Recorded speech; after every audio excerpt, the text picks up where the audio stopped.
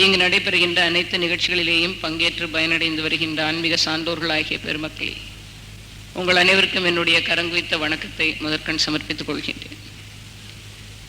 மார்கழி மாதத்தினுடைய சிறப்பு நிகழ்ச்சிகளிலே மூன்றாவது நிகழ்ச்சியாக இன்றைய தினம் தாயை வணங்குவோம் என்கின்ற ஒரு தகுதியான தலைப்பில் சில நல்ல செய்திகளை உங்களோடு பரிமாறிக்கொள்ள இருப்பதிலே மிகுந்த மகிழ்ச்சி அடைகின்றேன். கடந்த 2 வாரங்களாக இறைவனை வணங்குவோம் என்றும் குருவை வணங்குவோம் என்றும் நாம் தெரிந்து வைத்துக் கொள்ள வேண்டிய பல்வேறு ஆத்மீக விஷயங்களையும் வழிகாட்டுதல்களையும் அந்த 2 தலைப்புகளின் மூலமாக தெரிந்து கொள்ளக்கூடிய வாய்ப்பை திருவருள் நமக்கு வழங்கி அருள் பாலித்தது. அதைத் தொடர்ந்து இன்றைய தினம் தாயை வணங்குவோம் என்கின்ற தலைப்பிலே நம்முடைய சமயமானது தாய்மைக்கு தந்திருக்கக்கூடிய உயர்வான சிறப்பான இடம். நம்முடைய பெற்றோர்களை நாம் எப்படியெல்லாம் போற்றி துதிக்க வேண்டும் என்கின்ற மிக முக்கியமான கைங்கரியம், இவைகளெல்லாம் இன்றைய தினம் உங்களுக்கு தர இருக்கின்றேன். கடந்த 2 வாரங்களாக நான் சொல்லிக் கொண்டு வரக்கூடிய செய்திகளுக்கு இடையிலே நாம் பாராயணம் செய்ய வேண்டிய மந்திரங்கள், பதிகங்கள், இவைகளை பற்றிய விஷயங்களை எல்லாம் உங்களுக்கு எடுத்துச் சொல்லக்கூடிய வாய்ப்பை எனக்கு வழங்கினார்கள். இந்த நிகழ்ச்சி முடிந்தவுடன் ஒவ்வொரு நாளும் அன்பர்கள் சூழ இருந்து மந்திரங்களை எழுதி தாருங்கள், சொல்லுங்கள், எங்கு வாங்கலாம், எப்படி படிக்கலாம் என்றெல்லாம் அவர்கள் கேட்கும் போது இந்த பெரிதான ஆர்வமானது நம்முடைய பக்த சபை பெருமக்கள் ஆண்டுதோறும் எடுத்துக்கொள்ளக்கூடிய இந்த முயற்சிக்கு கிடைத்திருக்கிற ஒரு நல்ல பலாபலன். ஆன்மீக விஷயங்களை எல்லாருக்கும் தெரியப்படுத்தி இறைவனுடைய பேரருளை நாம் பெறுவதற்குரிய வழிகளை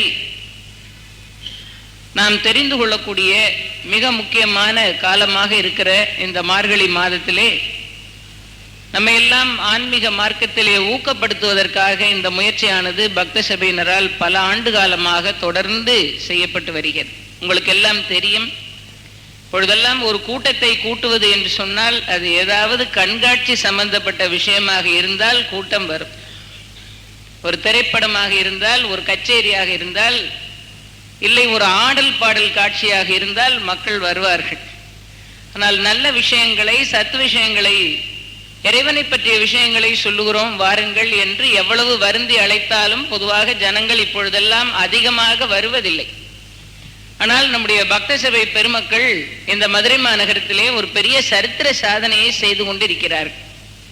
கூட்டம் நிரம்பி வழியக்கூடிய விதமாக உங்களை எல்லாம் ஆகர்ஷித்து இந்த பலனை அதிகமான பேர் அனுபவிக்க வேண்டும் என்கிற ஒரு நல்ல எண்ணம் பக்த சபைக்கு இருப்பதன் காரணத்தினால்தான் அவர்கள் பொருள் செலவு செய்து பல அன்பர்களை எல்லாம் அழைத்து கொண்டு வந்து அவர்கள் மூலமாக இந்த நிகழ்ச்சிகளை நடத்தி தரக்கூடிய பெரிய முயற்சியை மீனாட்சியினுடைய கடாட்சத்தினாலே அவர்கள் நடத்தி கொண்டிருக்கிறார்கள்.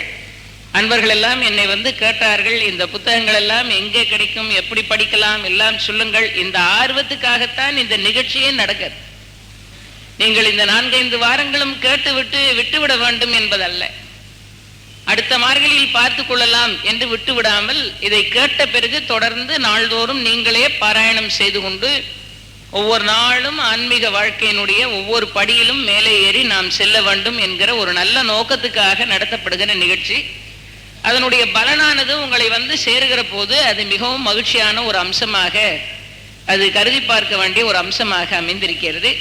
சென்ற வாரம் கூட சில அன்பர்கள் என்னை கேட்டார்கள், முதல் வாரம் சொன்னீர்களே அந்த நம்பி பதிகம், தங்கம் கிடைக்கிற பதிகம், நிறைய பேருக்கு அந்த பதிகம் தேவையா இருக்கு, அதை கொடுக்க மாட்டீங்களா, அதை அடிச்சு கொடுப்பாங்களா கேட்டார்கள்.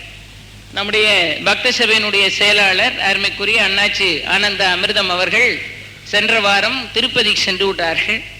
ஆகவே அவர்கள் அந்த பதிகத்தை அவர்களிடத்தில் சொல்லி இருக்கிறேன். கண்டிப்பாக இன்னும் 2 வாரங்கள் இருக்கிறது, நீங்கள் எல்லாம் கவலைப்பட வேண்டியதில்லை. உங்கள் கையில் தங்கம் கிடைத்தால் கூட நீங்கள் அவ்வளவு சந்தோஷப்பட மாட்டீர்கள். இந்த பதிகம் கிடைத்தால் வேண்டிய தங்கத்தை எப்பொழுது வேண்டுமானாலும் பெற்றுக்கொள்ளலாம். அப்படி ஒரு பதிகத்தை அச்சிட்டு அவர்கள் உங்களுக்கு தர இருக்கிறார்கள். சென்ற வாரம் நான் குரு வணக்கத்தை சொல்லும் போது கோளறு பதிகத்தை தினம் பாராயணம் செய்யுங்கள் என்று சொன்னேன். பொதுவாக நான் பாடுவதில்லை, பாடி பழக்கம் இல்லை, பாட தெரிந்தாலும் கூட பாடுவதில்லை. ஆனால் நீங்களெல்லாம் தேவார பதிகத்தை இசையோடு பாடி பழக வேண்டும் என்பதற்கு ஒரு தூண்டுதலாக இருக்கட்டும் என்று நினைத்துத்தான் இன்று நானே கூட இந்த கோளறு பதிகத்தை இசையோடு பாடி காட்டுவது என்று ஒரு முடிவு செய்தேன். அதற்கு காரணம் என்ன என்றால், இந்த பண்ணை தெரிந்து கொண்டு கோளறு பதிகத்தை நீங்கள் பாடி இறைவனை துதியுங்கள். உங்களுடைய மனம் உருக உருக அதனால் கிடைக்கிற பலனானது அளவுக்கு அதிகமான பலனை நீங்கள் பெற்று மகிழலாம். இன்று கூட வந்தவுடன் ஒலிநாடா விற்பனை செய்கிற அன்பர் சொன்னார், 30 கேசட்டுகள் கோளறு பதிகம் கொண்டு வந்தேன், தர்மபுரம் சுவாமிநாதன் அவர்கள் பாடியது, விற்று தீர்ந்து விட்டது என்று சொன்னார். நான் சொன்னேன், இன்னும் கொண்டு வந்து கேட்கிறவர்களுக்கெல்லாம் கொடுங்கள். வீடுகளிலே அவருடைய அருமையான அந்த பண்ணோடு கூடிய அந்த கோளறு பதிகத்தை தர்மபுரம் சுவாமிநாதன் அவர்கள் நமக்கு இசைத்திருக்கிறார்கள். சைவ சமயத்திற்கு கிடைத்திருக்கிற ஒரு சொத்தான குரல் அவருடைய குரல். நம்முடைய வீட்டில் அதை வைத்துக்கொண்டு காலை மாலை அதை கேட்டு நாம் அனுபவிப்பதே பரமானந்தம், பெரிய சௌக்கியம், கிரக தோஷங்கள் எல்லாம் விலகும் என்று நான் சென்ற வாரம் சொன்னேன். அன்பர்கள் இந்த வாரம் நிறைய அதனை பெற்று பயன்பெற்றிருக்கிறார்கள்.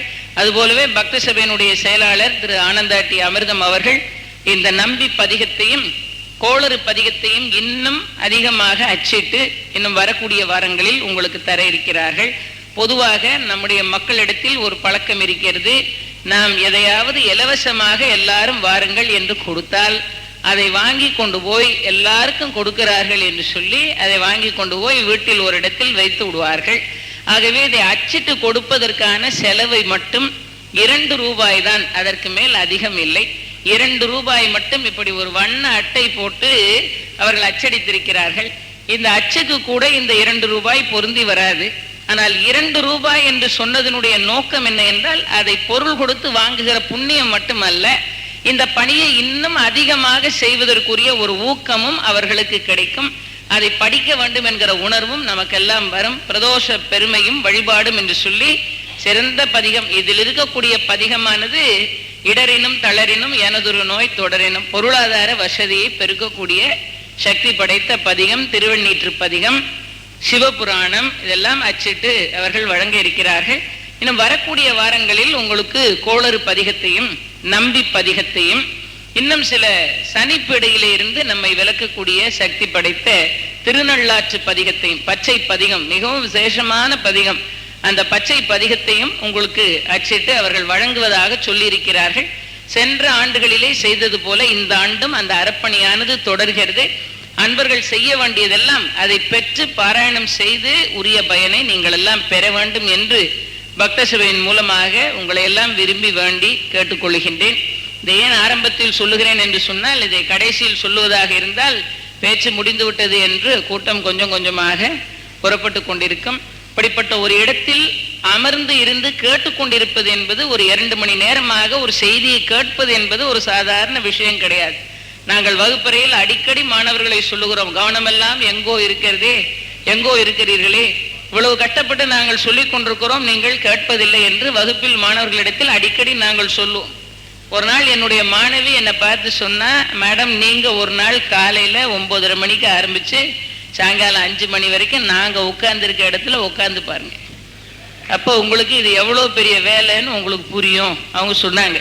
ஒரு அருமையான சிந்தனை தான் அது. லெக்சர் பண்றதை விட ரொம்ப கஷ்டமானது இருக்கிற இடத்துல உட்கார்ந்து 9:30 மணியிலிருந்து சாயங்காலம் 5 மணி வரைக்கும் மாறி மாறி ஒருத்தர் சொல்றதையும் கேட்டுக்கிட்டே உட்காந்து. அதுல கொஞ்சம் கவனக்குறைவா இருந்தா கூட நாங்க விட மாட்டோம். உடனே 4வது வரிசையில 3வது பொண்ணு எங்க கவனிச்சுக்கிட்டு இருக்கு அப்படிங்கிறோம். இப்ப அத்தனை மணி நேரம் கவனத்தை எங்க பக்கத்துல கொடுக்கறது எவ்வளவு சிரமம் என்பதை அந்த பெண்ணானவள் எனக்கு உணர்த்தினாள். ஆகவே கூட்டத்தில் பேசுகிற போதெல்லாம் நான் நினைப்பதுண்டு, பேசுவதை விட பெரிய பிரயத்தனம் என்ன என்றால் இருந்து கேட்பது. அதனால்தான் இதை ஒரு ஞான வேள்வி என்று வைத்தார்கள். ஒரு ஞானமான விஷயங்களை, சத் விஷயங்களை சொல்லுவதும் கேட்பதும் ஒரு ஞான வேள்வி. இந்த அரங்கத்தில் கூடியிருக்கக்கூடிய எல்லாருடைய சிந்தனையும் வேற எங்கேயும் இல்லாமல் தெய்வீக விஷயங்களில் ஈடுபட்டிருக்கிறது. இதுதான் உண்மையாகவே நடக்கக்கூடியதாக இருக்கிற ஒரு நல்ல தியானம். வேற எதையும் சிந்திப்பதற்கு நமக்கு இப்போதைக்கு நேரம் இல்லை. நம்முடைய பொருளாதாரத்தையோ, நம்முடைய போக்குவரத்தையோ, நம்முடைய குடும்ப சூழ்நிலைகளையோ எல்லாவற்றையும் மறந்து நாம் எல்லாரும் இந்த இடத்தில் ஒன்றுபட்டிருக்கிறோம் தெய்வத்தை பற்றி சிந்திப்பதற்காக. ஆக இத்தனை பேர் சிந்தனையும் ஒன்று போல இருக்கக்கூடிய இந்த இடத்திலே நடந்து கொண்டிருக்கக்கூடியது ஒரு ஞான வேள்வி. அந்த ஞான தானத்தை பக்த சபை பெருமக்கள் ஆண்டுதோறும் தொடர்ந்து அருமையாக நமக்கு செய்து வருகிறார்கள். இந்த சொற்பொழிவுகளினுடைய நோக்கமே இதுதான். இதை கேட்டுவிட்டு ஒரு நல்ல பேச்சு என்று பாராட்டுவது இதனுடைய நோக்கம் அல்ல. இந்த பேச்சினுடைய நோக்கம் இதில் இருக்கக்கூடிய விஷயங்களில் எவ்வளவு விஷயங்களை நீங்கள் கடைபிடித்து நடக்க முடியுமோ அத்தனை விஷயங்களை வாழ்க்கையில் பழக்கப்படுத்தி கொண்டு வாருங்கள். அது மிகப்பெரிய ஒரு விஷயம். நேற்று நான் கன்னியாகுமரியிலே திருவள்ளுவர் சிலை திறப்பு விழாவிலே கலந்து கொண்டு இரவு 10:30 மணிக்கு மேல் நான் வந்து சேர்ந்தேன். எனக்கு ரொம்ப மகிழ்ச்சி தரக்கூடிய விதமாக வீட்டில் ஒரு தபால் இருந்தது. அதில் ஒரு அன்பர் எழுதியிருந்தார், காலையில் பார்த்து கொள்ளலாம் இந்த கடிதத்தை என்று தூக்க கலக்கத்தில் வைக்க போனேன். பிறகு எடுத்து பார்த்து விடலாமே மதுரை என்றவுடன் என்ன என்று பிரித்து பார்த்தேன். ஒரு அன்பர் எழுதியிருந்தார், அந்த அனுபவம் உங்களுக்கு வர வேண்டும் என்பதற்காக சொல்லுகிறேன். ஒரு அன்பர் எழுதியிருந்தார், இது போல காலை நேரத்தில் 5:30 மணிக்கு விடியற்காலை நேரத்தில் பித்ருக்கள் நம்மை ஆசீர்வாதம் செய்வதற்காக இறங்கி வந்து வான விளிம்பிலே நாம் அவர்களை நினைக்க மாட்டோமா என்கிற ஏக்கத்தோடு காத்து கொண்டிருக்கிறார்கள். ஆகவே 5:30 மணியிலிருந்து 6 மணிக்குள் உங்கள் குடும்பத்து மூதாதையர்களை நினைத்து நீங்கள் பிரார்த்தனை செய்யுங்கள், அவர்களுடைய அருளானது வேகமாக உங்களுக்கு வந்து கிடைக்கும் என்று சொன்ன அந்த வாசகத்தை அவர் எடுத்துக்கொண்டு அவர் எழுதுகிறார், நான் ஒரு பெரிய சிக்கலில் இருந்தேன். 4 நாட்களாகத்தான் என் தாயார் தந்தையரை நினைத்து நான் காலை 5:30 மணிக்கு தியானம் பண்ணி கொண்டிருக்கிறேன். ஆனால் 75% என்னுடைய பிரச்சனை தீரக்கூடிய ஒரு ஆச்சரியமான சூழ்நிலையை நான் பெற்றிருக்கிறேன். இந்த கூடத்தில் தான் அந்த அன்பரும் இருப்பார் என்று நினைக்கிறேன். அவர் எழுதுகிறார், 4-5 நாட்கள் தாயார் தகப்பனாரை நினைத்து காலை நேரத்தில் பித்ருக்களை நினைத்து வணங்கின மாத்திரத்தில் அவர்கள் ஓடி வந்து அருள் பாலிக்கிறார்கள் என்று சொன்னால் நம்முடைய சமயமானது அவ்வளவு உன்னதமான நெறிமுறைகளை நமக்கு காட்டி வைத்திருக்கிறது. அன்பர்களே, இவைகளையெல்லாம் வைத்துக் கொண்டு நாம் பயன்படுத்தாமல் இருக்கிறோம் என்று சொன்னால் அது எவ்வளவு வருத்தத்துக்குரிய ஒரு விஷயமாக இருக்கும் என்பதை நீங்கள் எண்ணி பாருங்கள். அருமையான விஷயங்களை எல்லாம் நம்முடைய தர்மமானது நமக்கு சொல்லியிருக்கிறது. உலகத்தில் வேறு எந்த திசையிலேயும் எந்த நாட்டிலேயும் மனித குலத்தின் மேல் இவ்வளவு அக்கறை வைத்து யாரும் இவ்வளவு விஷயங்களை சொன்னதில்லை. பொருளாதாரத்தை பற்றி எழுதியிருப்பார்கள், அறிவியலை பற்றி எழுதியிருப்பார்கள், கணிதத்தை பற்றி எழுதியிருப்பார்கள், வானசாஸ்திரத்தை பற்றி எழுதியிருப்பார்கள். ஆனால் பரம்பொருளையும் நம்மையும் கொண்டு வந்து ஒன்றாக சேர்க்கிற அந்த அருள் அனுபவத்தை நம்முடைய நாட்டில் இருக்கக்கூடிய சனாதன தர்மத்தை சார்ந்து இருக்கக்கூடிய நம்முடைய மகான்கள், நம் அடியார்கள், நம் ரிஷிகள், நம் பெரியவர்கள் எழுதியதைப் போல வேற யாரும் எழுதவில்லை. அவைகளெல்லாம் நமக்காக சொல்லப்பட்ட விஷயங்கள். அதை நாம் பின்பற்றாமல் இருக்கிறோம் என்று சொன்னால் அது எவ்வளவு பெரிய குறை என்பதை நாம் எண்ணி பார்க்க வேண்டும். அதைத்தான் நான் ஆரம்பத்திலிருந்து அன்பர்களுக்கு சொல்லிக்கொண்டே இருக்கின்றேன். நம்மால் தீர்க்க முடியாத ஒன்று என்று இறை அருள் இருக்குமானால் உலகத்தில் இல்லவே இல்லை. தெய்வத்தினுடைய துணை கொண்டு நமக்கு ஏற்படுகிற துன்பங்களை நாமே போக்கிக் கொள்வதற்கான வழிவகைகள், நெறிமுறைகளை நம்முடைய ஆண்டோர்கள் மிகுந்த அக்கறையோடு நம் சொல்லி வைத்திருக்கிறார்கள். அதை நாம் பின்பற்ற வேண்டியது மிகவும் அவசியமாகும். நம்முடைய சமய வழிபாட்டினுடைய படித்தரங்களைத்தான் நான் தலைப்புகளாக உங்களுக்கு கொடுத்திருக்கிறேன். இறைவனை வணங்குவோம் என்று தொடங்கி குருவை வணங்குவோம் என்று தொடர்ந்து இன்று தாயை வணங்குவோம் என்று, அது நம்முடைய சமய வழிபாட்டிலே ஒரு முக்கியமான அம்சம். தாயை வணங்குவோம் என்பது நம்முடைய சமய வழிபாட்டினுடைய ஒரு முக்கியமான அம்சமாகும். இன்றைய தினம் நான் இந்த நிகழ்ச்சியை முடித்த பிறகு இந்த நிகழ்ச்சியினுடைய பிரதிபலன் எப்படி இருக்க வேண்டும் என்றால், தாயாருக்கு வணக்கம் தெரிவிக்காத குழந்தைகள் யாராவது இந்த அரங்கத்தில் இருந்தால், தாயாரை இதுவரையிலேயும் மதித்து மரியாதை செய்யாத குழந்தைகள் இந்த அரங்கத்தில் யாராவது இருப்பார்களானால், இல்லை வாழுகிற காலத்தில் தாயார் தகப்பனாருக்குரிய கடமைகளை செய்யாமல் போனோமே என்று அவர்கள் மாண்டு போன பிறகு மனதில் வருத்தத்தை சுமந்து கொண்டிருக்கிற குழந்தைகள் இந்த இடத்தில் இருப்பார்களானால், அவர்கள் என்னென்ன செயல்களை செய்து பிராயச்சித்தம் தேடிக்கொள்ள முடியுமோ அவைகளை விரைவாக செய்து பிராயச்சித்தம் தேடிக்கொள்ள வேண்டியது. அப்படிப்பட்ட உன்னதமான வணக்கம் தான் நம்முடைய தாயார் தகப்பனாருக்கு நாம் வைக்கக்கூடியதாக இருக்கிற வணக்கம் வழிபாட்டினுடைய முதல் அம்சமாக இருக்கு. அன்பர்களே, நம்முடைய சாஸ்திரங்கள் அதனால் தான் குறிப்பிட்டது. என்ன என்றால், யாருக்கு பட்ட கடனா இருந்தாலும் நீங்கள் தீர்த்து விடலாம். பொருளாதார கஷ்டத்திலே, பண நஷ்டத்தில் யாரிடத்திலாவது கடன் பெறுகிறார்கள். பட்ட கடனை மொத்தமாக தீர்க்க முடியவில்லை என்றாலும் கொஞ்சம் கொஞ்சமாக கொடுத்து கொடுத்து கழித்து விடலாம். காலம் அதிகமானால் அதிகமா அதற்கு கொடுக்க வேண்டிய வட்டியை கொடுத்து கடனை தீர்த்து விடலாம். பொருள் கடனாக இருந்தால் அதை கொடுத்து முடித்து விடுகிறோம். நாம் இப்படி பொருள் கடன் மட்டும் அல்லாமல் நம்முடைய சாஸ்திரங்கள் சொல்லுகிறது, இன்னும் பல பேருக்கு நம்முடைய வாழ்க்கையில நாம கடன் பட்டிருக்கோம். நமக்கு இந்த தேகத்தை கொடுத்து உயிரையும் கொடுத்து இந்த உலகத்தில் நம்மை உலவ விட்டு ஆச்சரியமான இந்த விசித்திரமான உலகத்தில் எல்லா பொருள்களையும் நிறைத்து வைத்து நமக்கு உறவை கொடுத்து நமக்கு வாழ்வை கொடுத்து கணந்தோறும் நம்மை ரட்சித்து வரக்கூடிய கடவுளுக்கு நாம் கடன்பட்டிருக்கிறோம். இறைவனுக்கு கடன்படாதவன் ஒருவனும் இல்லை. எல்லாரும் இறைவனுக்கு கடன்பட்டிருக்கிறோம். அவனுக்கு கடன்பட்டிருக்கிற காரணத்தினால்தான் அந்த கடனை நாம் இன்று வரையிலேயும் மனதில் உணர்ந்தவர்களாகத்தான் பூமியில் வாழ்ந்து கொண்டிருக்கிறோம். அப்படி இறைவனுக்கு நாம் கடன்பட்டோம் என்றால் ஈசனுக்கு பட்ட கடனை நாம் போக்குவது எப்படி? ஆண்டவனுக்கு நாம் பட்டிருக்கிற கடனை நாம் தீர்ப்பது எப்படி? அப்பர் பெருமான் அருமையாக சொல்லுகிறார், இறைவனுக்கு நாம் கடன்பட்டிருக்கிறோம், நம்முடைய குருநாதர்களுக்கு நாம் கடன்பட்டிருக்கிறோம். ஆண்டவனுக்கு பட்ட கடனை தீர்ப்பதற்கு என்ன மார்க்கம்? இந்த உடலை கொடுத்ததற்கு, உயிரை கொடுத்ததற்கு, உள்ளத்தை கொடுத்ததற்கு, நாம் வாழக்கூடிய வசதிகளை கொடுத்ததற்கு இறைவனுக்கு நாம் கடனை எப்படி தீர்க்க போகிறோம்? இறைவனுக்கு பட்ட கடனை தீர்ப்பதற்கு ஒரு வழிதான் இருக்கிறது. அது என்ன வழி என்றால், அவன் அடியார்களுக்கு பணி செய்வது. இறைவனுடைய அடியார்களுக்கு பணி செய்தால் ஆண்டவனுக்கு பட்ட கடன் தீரும். அதனால்தான் அன்பர் பணி செய்ய என்னை ஆளாக்கி விட்டுவிட்டால் இன்ப நிலை தானே வந்து எய்தும் பராபரமே என்று பாடினார் தாய்மார். அடியாருக்கு பணி செய்தால் ஆண்டவனுக்கு போய் சேர். அருமையா சொன்னார்கள் அப்பூதி அடிகள், அடியவருக்கு பணி செய்தார் ஈசனுக்கு போய் சேர்ந்தது. அதனால்தான் பாடி அருளினார்கள் நம்முடைய அருளாளர்கள், ஈசனுக்கு கடன் பட்டிருக்கிறோம், அடியார் பணி செய்வதற்கு வாய்ப்பு கிடைத்தால் விட்டு விடாதீர்கள். ஈசனுக்கு பட்டிருக்கிற கடனை அடியார் பணியின் மூலமாக தீர்க்கலாம். குருநாதர்களுக்கு நாம் கடன் பட்டிருக்கிறோம். எது நல்லது, எது கெட்டது, எது ஞானமானது, எது அஞ்ஞானமானது, எது இருள், எது ஒளி என்பதை நமக்கு பிரித்து காட்டி நம்மை ஞானமான பாதையில் அழைத்து கொண்டு செல்லக்கூடிய குருநாதர்களுக்கு நாம் கடமைப்பட்டோம். இப்படி குருக்களுக்கு பட்ட கடனை நாம் எப்படி தீர்க்கிறது?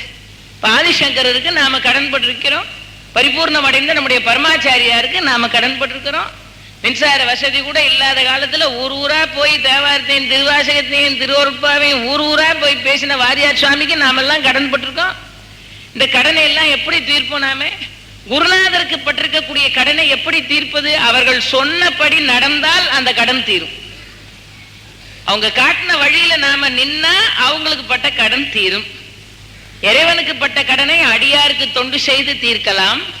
குருநாதர்களுக்கு பட்ட கடனை அவர்கள் சொல்லக்கூடிய வழியில் நின்று தீர்க்கலாம். மூணாவது முக்கியமான ஒரு ஆளுக்கு கடன் பட்டிருக்கோம், அதுதான் தாயை வணங்குவோம். அம்மாவுக்கு ஒரு கடன் பட்டிருக்கிறோம்.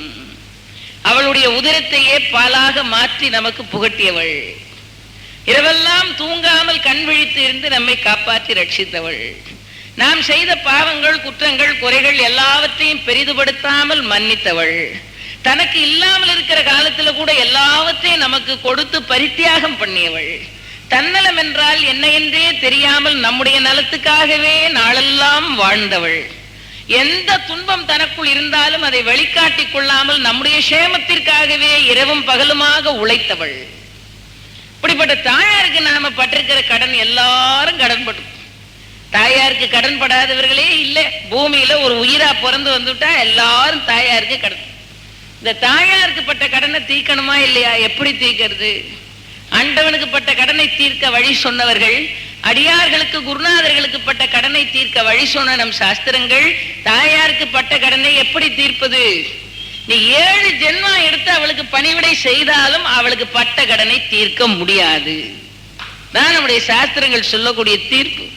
நீ ஆண்டவனுக்கு பட்ட கடனை கூட அடைக்கலாம், நீ குருநாதருக்கு பட்ட கடனை அடைக்கலாம், உன் தாயாருக்கு பட்ட கடனை 7 பிறவி எடுத்தாலும் நீ அடைக்க முடியாது. அதனால்தான் கவிஞர் வாலி திரைப்படத்துல எழுதினார். அவர் ஸ்ரீரங்கத்துக்காரரு, சாஸ்திரம் எல்லாம் தெரிஞ்சவர். அவர் எழுதுறார், 7 ஜென்மம் எடுத்தாலும் உனக்கு பட்ட கடன் தீருமான்னு பாட்டு எழுதினார். அது சும்மா திரைப்படத்துக்காக எழுதினது இல்லை, அது தத்துவார்த்தமான விஷயம், சாஸ்திரோத்தமமாக பேசப்பட்ட விஷயம். அது வேண்டாத பாட்டும் நிறைய எழுதியிருக்காரு, அது வேற விஷயம். வேண்டியதை நல்லதை எடுத்துக்க வேண்டியதான. நாம 7 பிறவி எடுத்தாலும் அம்மாவுக்கு பட்ட கடனை தீர்க்க முடியாது. தாயாருக்கு பட்ட கடனை யாரும் தீர்த்ததாக வரலாறே இல்லை. அவ்வளவு பெருமையாக சொன்னார்கள். அப்படிப்பட்ட தாயை வணங்க வேண்டியதனுடைய அவசியம் என்ன என்று நம்முடைய சமய நூல்கள் எவ்வளவு அழகா சொல்லுகிறது பாருங்க. இன்றைக்கும் நாம் பார்க்கிறோம், உலகத்தை எல்லாம் திறந்துட்டு சன்னியாசியா ஒருத்தர் போயிட்டாருன்னா, அவர் சன்னியாசம் வாங்கிக்கிட்ட பிறகு ஒருத்தர் கை காட்டி இதுதான் அவரோட அம்மா, இவங்க தான் அவரோட அப்பா, இப்படி சொல்ல மாட்டார்கள். எப்ப காஷாயத்தை உடுத்திக்கிட்டு தீட்சா வாங்கி சன்னியாசியா போயிட்டாரோ அடுத்த நிமிஷம் சொல்லுவாங்க, இவர் இவருடைய பூர்வாசிரம தகப்பனார், இவர் பூர்வாசிரமத்தில் இவருடைய சகோதர என்ன அர்த்தம், அவர் அடுத்த பிறப்பு எடுத்துட்டாரு சன்னியாசியா. பழசெல்லாம் பூர்வாசிரமம், தகப்பனாரோ சகோதரனோ எல்லாம் பூர்வாசிரமா போச்சு, உறவு எல்லாம் சன்னியாசியா போயிட்டார். ஆனால் அந்த சன்னியாசிக்கு கூட இந்த நாட்டில் சட்டம் எழுதினார்கள். எப்படி என்றால் 20 வயதில் ஒருவர் சன்னியாசியா போனார், 20 வயசு வரையிலையும் தகப்பனார் வளர்த்தார், படிக்க வைத்தார், ஆளாக்கினார், தியாகம் பண்ணார், எல்லாம் செஞ்சார்.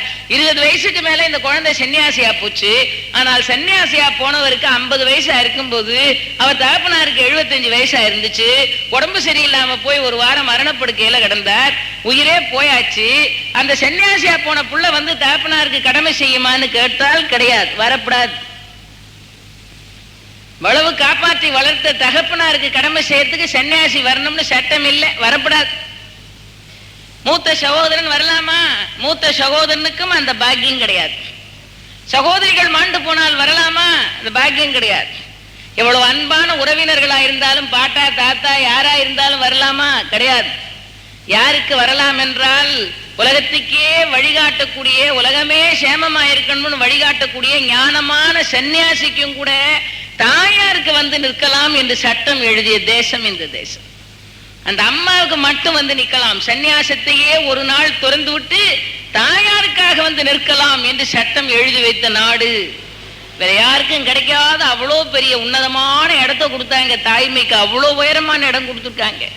அப்படியானால் அந்த கடமையை எவ்வளவு உணர்ந்து பெண்கள் நடக்க வேண்டும் என்கிற குறிப்பு அதுக்குள்ள இருக்கா இல்லையா? இவ்வளவு பெரிய இடத்தை கொடுத்தார்கள். சாது சன்னியாசிகள் கூட தாயாருக்காக வரலாம். ஆதிசங்கருடைய வரலாறு அதுதான். ஆதிசங்கரர் தாயாரை பார்த்து சொன்னாரம்மா, உனக்கு பிராண சங்கடம் நேருகிற போது என் துறவை கூட துறந்து ஒரு நாள் உன்னை தேடி வருவேன். சொன்ன மாதிரியே நடந்துச்சு. அவ்வளவு உயர்வு கொடுத்தார்கள் தாயாருக்கு. அதனால்தான் இன்று வரையிலேயும் மண்ணானது அந்த தாய்மையை அவ்வளவு உயர்வாகவும் பெருமையாகவும் பேசிக்கொண்டு, தன்னலம் இல்லாதவள், சுயநல கலப்பு இல்லாதவள், நாம் செய்யக்கூடிய குற்றங்கள் தோஷங்களை பற்றிய கருத்து இல்லாதவள், எல்லாருக்கும் ஒன்று போல அன்பு செய்கிறவள். இப்ப சாதாரணமா வாழ்வியல்ல இருந்து ஆரம்பிச்சு பாருங்க, நான் குத்தமா குறையா சொல்லலை. இப்ப நம்ம வீட்டுல தகப்பனார் இருந்தால், இங்க நிறைய ஆண்கள் இருக்கிறீர்கள், ஆண்களுக்கு ஒரு இயல்பு இருக்கும். என்ன, ஒரு 4 குழந்தைகள் இருக்கிற வீடா இருந்தா ஒரு குழந்தை மேல அதீதமான பிரியம் இருக்கும். அது எல்லா வீட்லயும் உண்டு. இப்ப எங்க வீட்டுல எங்க அப்பா இருக்காருன்னா நாங்க 8 பேர் இருக்கோம், எங்கிட்ட தான் என் தகப்பனாருக்கு ரொம்ப பிரியம் ஜாஸ்தியா. ஒரு குழந்தை மேல தகப்பனார் ரொம்ப பிரியமா இருப்பார். அதுக்கு எத்தனையோ காரணங்கள் இருக்கலாம், எல்லா வீடுகள்லையும் உண்டு. அது எல்லாரும் சொல்லுவாங்க, 3வது பொண்ணு தான் எங்க அப்பாவுக்கு ரொம்ப இஷ்டம், அவ கேட்டானா உடனே வாங்கி கொடுத்துருவாரு, என்ன கேட்டாலும் உடனே சாங்ஷன் ஆயிரும், நம்ம கேட்டா வாங்கி கொடுக்க மாட்டாரு. இது வீட்டுக்கு வீடு இருக்கு. தகப்பனாருக்கு பிடிக்கும். அவரை போய் என்னன்னு கேட்டா ஒவ்வொரு அப்பாவும் ஒரு காரணம் வச்சிருப்பாரு. என்ன, இந்த பொண்ணு மேல மட்டும் உங்களுக்கு இவ்வளவு பாசம் அப்படின்னா தகப்பனார் சொல்றாரு, அவ பிறந்த பிறகுதான் நான் சொந்த வீடு வாங்கினேன், அவ பிறந்த பிறகுதான் நான் வயல் வாங்கினேன், அவ பிறந்த பிறகுதானே என்னோட பொருளாதார ஸ்டேட்டஸே மேல வந்துச்சு, அதனால அவ முகத்துல முழிச்சுட்டு தான் எங்கேயும் போறது, அந்த முகத்தை பார்த்துட்டு போனாலே எல்லாம் நல்லபடியா நடக்கும்னு தகப்பனார் சொல்லி மற்ற குழந்தைகள் வைத்தறிச்சலை எல்லாம் வாங்கி கட்டிக்கிட்டு இருப்பாரு. அதை பத்தி கவலையும் பட மாட்டாரு. கையில எடுத்து கொடுப்பாரு, அந்த குழந்தைய கூப்பிட்டு நீ எடுத்து கொடு அப்பதான் சரியா இருக்குங்கிறாரு. அது அவருக்கு ஒரு அனுபவத்தினால உண்டான ஒரு விஷயமா இருக்கு. இது எல்லா வீட்லயும் இருக்கு, ராமாயணத்திலையும் இருக்கு. 4 குழந்தைகள், பரதனுக்கு என்னங்க குறைச்சல், லக்ஷ்மணருக்கு என்ன குறைவு, சத்ருகனருக்கு என்ன குறைவு, 4 குழந்தைகள். ஆனால் தசரத சக்கரவர்த்திக்கு ராமரை பார்த்த மாதிரி இல்லை, பரதனை பார்த்தா. எங்க போனாலும் கண்ணுக்குள்ளேயே இருக்கணுமா ராமர், எந்த திசைக்கு போனாலும் ராமர் கூடவே இருக்கணும் தசரதனுக்கு, அவ்வளவு பாசம் பிரியம். இது தகப்பன்மாருடைய இயல்பு, ஒரு குழந்தை மேல அதீதமான பிரியம். ஆனா அம்மா வீட்டுல எப்படி இருக்கா பாருங்கள், தாயார் எல்லா குழந்தைகள் மேலும் ஒன்று போல அன்பு பாருங்க. 6 குழந்தை இருக்கும், 7 குழந்தை இருக்கும், ஒண்ணு போல எல்லாத்து மேலே அன்பு வைக்கிறது எவ்வளவு பெரிய ஆச்சரியம் பாருங்க. ஒன்று போல எல்லா குழந்தைகள் மேலே அன்பு. மூத்த பிள்ளை மேல என்ன பிரியம் இருக்கோ அதே தான் 3வது குழந்தை மேலேயும் இருக்கு, அதே தான் கடைசி குழந்தை மேலேயும் இருக்கு. எல்லா குழந்தைகளும் நல்லா இருக்கணும்னு நினைப்பார். நிறைய வீடுகள்ல நடக்கும், நீங்க பார்த்திருப்பீங்க.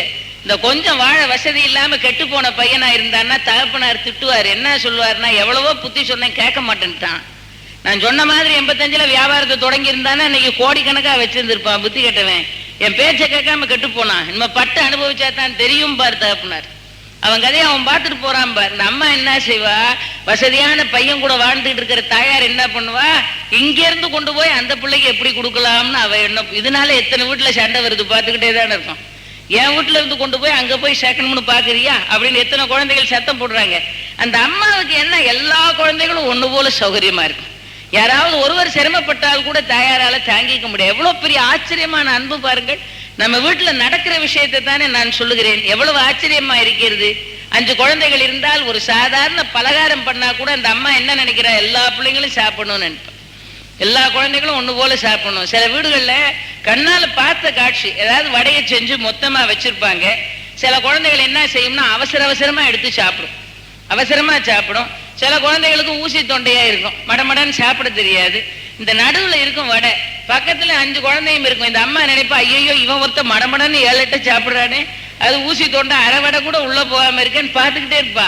உடனே இந்த அம்மா என்ன செய்வா, வடை பாத்திரத்தை எடுத்துருந்தா ஆளுக்கு 5 பிடி அப்படின்ட்டா. ஏன்னா நீ ஊசி தொண்டை அரை நாள் சாப்பிட்டாலும் 5 வடையும் முள்ள சாப்பிடுறான்னு அர்த்தம். அதுல ஒரு குறிப்பு இருக்கு. ஏன்னா அந்த தாயாருக்கு எல்லார் மேலையும் ஒன்று போல அன்பு பாராட்டக்கூடிய தன்மை உடையவளாக இருக்கிறவள் தாய். மொரட்டு குழந்தையா இருந்தா கூட அதுவும் சௌகரியமா இருக்கட்டும்னு நினைக்கிறவ அம்மா. நம்ம வீட்டுல பாக்குறோமே, ஒரு சாதாரண பலகாரம் பண்ணா கூட வீட்டுல இருக்கிற சின்ன பையன் சொல்றான், என்னம்மா நம்ம வீட்டுல அடை சுடக்கூடாதா? நேற்று என் ஃப்ரெண்டு வீட்டுக்கு போயிருந்தேன், அடை செஞ்சுக்கிட்டு இருந்தாங்க, நம்ம வீட்டுல எவ்வளவு நாள் ஆச்சு, அடை செய்யக்கூடாதா? நாளைக்கு அடை சுட அப்படின்னு பையன் சொல்றான். அதுக்கு அம்மா காரி சொல்றா, சுட்டுலாம்டா, ஏன் பெரிய கஷ்டமா அடை சுடுறது, அதெல்லாம் அரை மணி நேரத்துல செஞ்சிடலாம். அண்ணன் இல்லையடா, அண்ணன் திருச்சிக்கு போயிருக்கானடா, அவன் சாப்பிட வேண்டாமாடா, அவன் வரட்டும்டாங்கிற. அதான் அம்மா. அண்ணன் திருச்சியில போய் என்னென்னமோ சோளாபூரி, சென்னா மசாலா, ஒரு 25 ஐட்டம் சாப்பிட்டு வந்திருக்கான். அந்த அம்மா காரி என்ன சொல்றா, அண்ணன் வரட்டும்டா, அவன் வாயில பட வேண்டாமடா, அண்ணன் வரட்டும். அதான் அம்மா. 6 குழந்தைகள் இருந்தால் ஒன்று போல எல்லார் மேலேயும் அன்பு பாராட்ட வேண்டும் என்று நினைக்கிற தாய். எத்தனை அம்மா மாதிரி இருக்காங்க, எத்தனை வீட்டுல நடக்குதுங்க. இது ஒரு இட்லி தாங்க இருக்கும், செய்யறது இட்லி மட்டும்தான் இருக்கும் காலையில. அதுக்கு எத்தனை சட்னி, எத்தனை சாம்பார், கார சட்னி, தேங்காய் சட்னி, சாம்பார், மிளகா பொடி, வரிசையா சலிக்காம பண்ணி வச்சிருப்பா. என்னன்னு கேட்டா, மூத்த பையன் சாம்பார்ல என்ன சாப்பிட மாட்டான், கடைசி பையன் இட்லிக்கு மிளகா பொடியை தொட்டுக்கிட்டு திங்க மாட்டான், மிளகா பொடிக்கு இட்லியை தொட்டுக்கிட்டு திம்பான். அதனால அவனுக்கு மிளகா பொடி இல்லைன்னா முடியாது. நடுவுள்ள பையன் தேங்காய் சட்னி தான் கேட்பான். இத்தனையும் சளைக்காம ஒரு 5 இருக்கும். ஒரு இட்லிக்கு இத்தனை தொடுகறியும் இருக்கும் காலையில. எல்லா குழந்தைகளும் சாப்பிடணும் எண்ணம் இருக்கா இல்லையா? ஒரு நாள் ஒரு கணவரால இந்த காரியத்தை, ஒரு தகப்பனால இந்த காரியத்தை, ஒரு man there is a woman நாங்க அதை இனிமே மாத்தி போட வேண்டிய நிலைமையில கூட நாம் இருக்கோம். behind every successful woman there is a man. வெற்றி பெறக்கூடிய பெண்களுக்கு பின்னாலேயும் நல்ல உள்ளம் படைத்த ஆண்கள் இருக்காங்க, வெற்றி பெறக்கூடிய ஆண்களுக்கு பின்னாலேயும் நல்லா உழைக்கக்கூடிய பெண்கள் இருக்காங்க. பெண்ணினுடைய வாழ்க்கை எப்படி ஆணை சார்ந்து இருக்கோ அது மாதிரி ஆணினுடைய வாழ்க்கையும் பெண்ணை சார்ந்துதான் இருக்கு. நீங்க ஆராய்ச்சி பண்ணி பார்த்தீங்கன்னா இதை ஒத்துக்குவீங்க. பெண்ணோட வாழ்க்கை ஆணை சார்ந்திருக்குன்னு எழுதுனாங்க, அதோட விட்டுட்டாங்க. ஆனால் ஆணுடைய வாழ்க்கை பெண்ணை சார்ந்திருக்குன்னு ஆராய்ச்சி பண்ணி சொல்லல. இப்ப பெண்ணோட வாழ்க்கை குழந்தையா இருக்கும் போது அந்த குழந்தை அப்பாவை சார்ந்து இருக்கு. கொஞ்சம் வளர ஆரம்பிச்ச உடனே மூத்த அண்ணன் சொல்றான், எதுக்கு வாசல்ல போய் நிக்கிற, உள்ளபோ அப்படின்னா. அப்ப அப்பாவுக்கு பயப்பட மாட்டா, அண்ணனுக்கு பயப்படக்கூடிய நிலைமைக்கு வருவா. அந்த அண்ணனை சார்ந்து இருக்கு.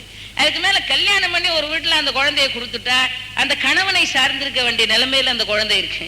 அதுக்கு மேல அந்த வீட்டுல இருக்கக்கூடிய பெரியவர்கள், மாமனார் மாமியாரை சார்ந்து இருக்க வேண்டிய நிலைமையில அந்த குழந்தை இருக்கு.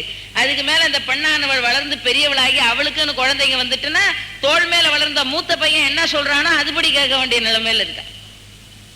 ஒரு பெண்ணுடைய வாழ்க்கையானது ஆணுடைய வாழ்க்கையை சார்ந்து இருக்கு. அது மாதிரிதான் ஒரு ஆணுடைய வாழ்க்கை பெண்ணின் வாழ்க்கையை தான் சார்ந்து இருக்கு. பிறந்த உடனே ஒரு ஆண் குழந்தை என்ன செய்து ஒருத்தரையும் சார்ந்து இல்லாமலா இருக்கு, அது அம்மாவை சார்ந்து இருக்கு.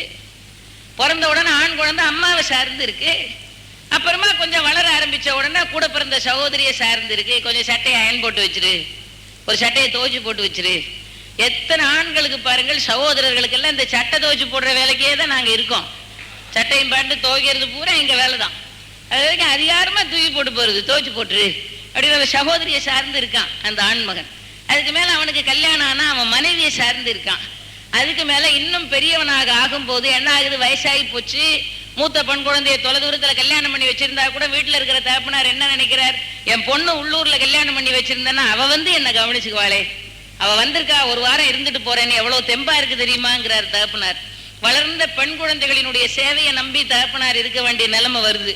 அப்ப ஆண் குழந்தைகளை ஆண்களை பெண்கள் எப்படி சார்ந்து இருக்கிறார்களோ அது போலத்தான் பெண்களை ஆண்கள் சார்ந்து இருக்கிறார்கள். இது நம்முடைய வாழ்க்கையினுடைய இயல்பான தத்துவம். அது கூட விவரம் புரியாதவங்க இன்னைக்கும் கேட்பாங்க, உங்க சமயத்துல தானே மாமான்னு ஒரு சாமி வச்சிருக்கீங்க, முருகனுக்கு திருமால் மாமா, பிள்ளையார் முருகனுக்கு அண்ணன், சிவன் முருகனுக்கு அப்பா, பார்வதி தேவி முருகனுக்கு அம்மா, இப்படி சாமிகளுக்குள்ள எல்லாம் தெய்வங்களுக்குள்ள எல்லாம் இப்படி உறவு வச்சு நீங்க தானே வச்சிருக்கீங்கன்னா, நம்முடைய வாழ்க்கை நெறிமுறையை இயலை விட்டு தனியா பிரிச்சு ஒரு வழிபாட்டை வச்சு கடவுள்னு ஒருத்தர் தனியா எங்கேயோ இருக்கிறாரு, பூமியில கடைகோடியில கடந்து கொண்டு அவரை நீ அழைத்து கொண்டே இரு என்று நாம் எவ்வளவு சொன்னாலும் நம் மனமானது அந்த தெய்வத்தினிடத்துல போய் விட்டார்.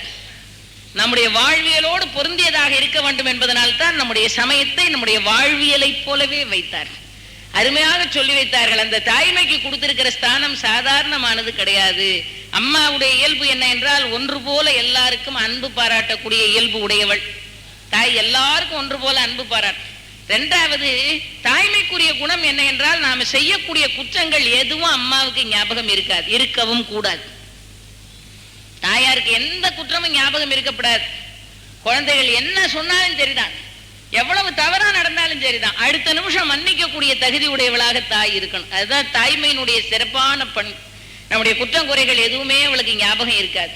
அதனால்தான் வீடுகளில் கூட பாருங்க, தகப்பனார் என்ன சொல்றாரு அம்மாவை பார்த்து, எல்லாம் நீ கொடுக்குற செல்லத்துல தான் அவன் இப்படி ஆயிட்டு இருக்கான். நான் தான் 2 நாள் சோறு போடாத ஒழுங்கா படிப்பாங்கிறேன் அப்படின்னு மனைவி பையன் ஃபெயிலா போனான்னா அந்த வீட்டுல ஏச்சும் பேச்சும் அந்த அம்மா தான் வாங்குவா. உன்னாலதான் ஆயிப்போச்சுன்னு தகப்பனார் திட்டுறாரு. அந்த தாயாருக்கு அவன் அறிவாளியாக வர வேண்டும் என்பதையெல்லாம் விட அதீதமாக அவன் மேல் அன்பை பொழியக்கூடிய ஒரு இயல்பான குணம். அதனால அவனுடைய குற்றம் குறைகள் பெருசா தெரியாது. நம்ம வீடுகளில் பாருங்கள், தோளுக்கு மேல வளர்ந்த பிறகு தகப்பனார கூட பையன் ஒரு எதிராளியா கருதக்கூடிய நிலைமைக்கு வருவான். ஒரு வயசுக்கு மேல ஒரு உளவியல் பூர்வமா ஆராய்ச்சி பண்ணி பார்த்தோமானால் கடைசி வரைக்கும் ஆண்களுக்கு அந்த அம்மா மேல உண்டான அபிமானம் மட்டும் மாறவே மாறாது. தகப்பனார் மேல உள்ள அபிமானம் கூட மாறும், ஆனா அம்மா மேல உள்ள அபிமானம் மாறாது. நீங்க கூட நினைக்கலாம், கல்யாணம் பண்ற வரைக்கும் அம்மா அம்மான்னு இருந்தானே, கல்யாணத்துக்கு பிறகு திரும்பியே பார்க்காம இருக்கானேன்னு எத்தனையோ தாய்மார்கள் நினைப்பாங்க. ஆனா அதை ஆராய்ச்சி பண்ணி பார்த்தீங்கன்னா அவனுக்கு மனசுக்குள்ள இருக்கும், வெளியே காட்ட முடியாத நிலைமையில இருக்கும். அவ்வளவுதான், அத்தனை மனசுக்குள்ள இருக்கும். நம்ம அம்மா சாப்பிடணும், நம்ம அம்மா நல்லா இருக்கணும் மனசுல இருக்கும், ஆனா வெளியே காட்ட முடியாத நிலையில் இருப்பான். கடைசி வரையிலையும் தாயார் மேல உள்ள அபிமானம் மட்டும் குழந்தைகளுக்கு குறையாது. அதற்கு காரணம் என்ன என்றால், அவளுக்கு குழந்தைகளின் குற்றங்கள் பெரிதாக ஒரு நாளும் தெரிவதில்லை. குழந்தைகளுடைய குற்றங்களை பெரிதுபடுத்தாமல், அதனால்தான் அம்பாளுடைய குணங்களை சொல்லும் போது நம்முடைய வீட்டில் தாயார் எப்படி இருக்கிறாளோ அது போலவே குணம் படைத்தவள் அம்பிகை என்று அழகா சொன்னார்கள். பிரம்ம கீட ஜனனி என்று அம்பாளை வர்ணிக்கிறார். நிலத்துல ஊறக்கூடிய புழுவுல இருந்து வானமண்டலத்துல வாழக்கூடிய தேவாதி தேவர்கள் வரைக்கும் எல்லாரிடத்திலேயும் ஒன்று போல் அன்பு பாராட்டுகிறவளாக இருக்கிறவள் தாய். அந்த தாய்மையினுடைய சிறப்பை அவ்வளவு அழகா நம்முடைய உபனிஷதங்கள் சொன்னது. உபாத்தியாயன் தசாச்சாரியா ஆச்சாரியா நாம் சதம் பிதா சகசிரந்து பித்திரன் மாதா கௌரவேண திருஷ்யத்தே. 1000 சான்றாண்மை மிகுந்த தகப்பனாரை ஒன்னா கொண்டாந்து சேர்த்தாலும் ஒரு அம்மாவுக்கு ஈடு இல்லை என்று சொல்லி வைத்தார். அவ்வளவு பெருமையாகவும் உயர்வாகவும் தாயாரை பேசினார்கள். அந்த தாயாரை நாம் எப்படியெல்லாம் வணங்கி துதிக்க வேண்டும் என்று நம்முடைய சமய இலக்கியங்களானது சொல்லுகிறது. பாருங்கள், நம்முடைய அருளாளர்கள் எல்லாம் வழிகாட்டுகிறார். தாயார் தகப்பனாருக்கு கடமை செய்யறதை விட பெரிய அறம் தர்மம் ஒன்றும் கிடையாதுன்னு நம்முடைய அருள் நூல்கள் எல்லாம் சொல்லுது. நம்முடைய அருள் நூல்கள் சொல்லக்கூடிய விஷயங்களைத்தான் உங்களுக்கு நான் சொல்லுகிறேன். பாரத கதையில எல்லாருக்கும் தெரிஞ்ச விஷயம் தானே. ஒரு மரத்தடியில் உட்காந்து மந்திரம் சொல்லிக்கிட்டு இருக்கிறான் ஒரு சாது. நாள்தோறும் ஜெபிச்சுக்கிட்டே இருந்தா தன்னை அறியாத சக்தியும் ஆற்றலும் அவனுக்கு வந்து சேர்ந்துடும். அந்த ஆற்றல் தனக்குள் வந்து விட்டது என்பதே அவனுக்கு தெரியவில்லை. ஒரு குறிப்பிட்ட காலகட்டத்தில் பிக்ஷை வாங்கி சாப்பிடலான்னு புறப்பட்டு ஊருக்குள்ள வந்தான். பாரதம் ஒரு கதையின் மூலமாக நமக்கு சொல்லக்கூடிய பெரிய அறிவுரை. ஊருக்குள்ள புறப்பட்டு பிக்ஷை வாங்கி சாப்பிடலாம்னு வந்தவன் புறப்பட்டு வரும்போது மேல பறந்து போன பறவையோட எச்சம் தலையில விழுந்துச்சு. என்னடா இவன் ஒரு பறவை எச்சம் போட்டுருச்சேன்னு எச்சம் போட்ட பறவை எட்டி பார்த்தா இவன் பார்வைப்பட்டு பறவை சாம்பலா போச்சு. இவன் பார்வைப்பட்டு சாம்பலா போன உடனே இவனுக்கு ஒரு எண்ணம் வந்துட்டு, அடே அப்பா நமக்குள்ள பெரிய ஆற்றல்ல வந்திருக்கு, நம்ம பார்வைப்பட்டு ஒரு பறவை சாம்பலா போச்சே அப்படின்னு ஒரு வீட்டு வாசல்ல வந்து நின்னா. வழக்கமா அடக்கமா மெதுவா கேட்கிறவன் இன்னைக்கு 6 வாரமா கேட்டா பிக்ஷாந்தேகின்னா. உள்ள இருக்கிற பொண்ணு இப்படியே பார்த்தா, என்னாலும் பிச்சைக்கு வர வந்தானே, இன்னைக்கு என்ன குரல் ரொம்ப ஒரு மாதிரியா இருக்குன்னு எட்டி பார்த்துக்கிட்டு இருந்தவ கவலையே படாம உள்ள இருந்து கொஞ்சம் பொறுமையாயிரு, வரேன் வீட்டுக்காருக்கு சாப்பாடு போட்டுட்டு இருக்கேன், கொஞ்சம் பொறுமையாயிருன்னா. அட நம்ம பார்வைப்பட்டு ஒரு பறவையே சாம்பலா போயிருக்கு, ஒரு பொண்ணு நம்ம பார்த்து பொறுமையாயிருன்னு சொல்றதா அப்படின்னு பழையபடி பிக்ஷாந்தேகின்னா. அவ சொன்னா, ஏன் உன் பார்வைப்பட்டு சாம்பலா போன கொக்குன்னு பாத்தியா என்னன்னு. அவ கொக்கண்டு நினைத்தாயோ கொங்கனவான்னு அவ. உடனே இவன் அதோட சத்தத்தை விட்டான். பேசாம இருந்தா, அம்மா தாயே நீ சாப்பாடு போட்டே வாடினா. கணவனுக்கு சாப்பாடு போட்டு வெளியே வந்தவகிட்ட இவன் கேட்டான், சாப்பாடுலாம் ஒண்ணு வேண்டாம், இப்பதான் நான் காட்டுல இருந்து வரேன், என் தலையில எச்சம் போட்ட பறவையை பார்த்தா அது சாம்பலா போயிட்டு நீ வாசல்ல வந்து நின்ன உடனே என்ன பார்த்து பார்வைப்பட்டு சாம்பலா போன அந்த பறவைன்னு பாத்தியான்னு கேட்டியே, வீட்டுக்குள்ள தானே நீ இருக்க, காட்டுல நடந்த விஷயம் உனக்கு எப்படி தெரியும், எவ்வளவோ ஆச்சரியமா இருக்கு, இந்த ஞானம் உனக்கு எப்படி வந்தது சொல்லுன்னு கெஞ்சுறான்.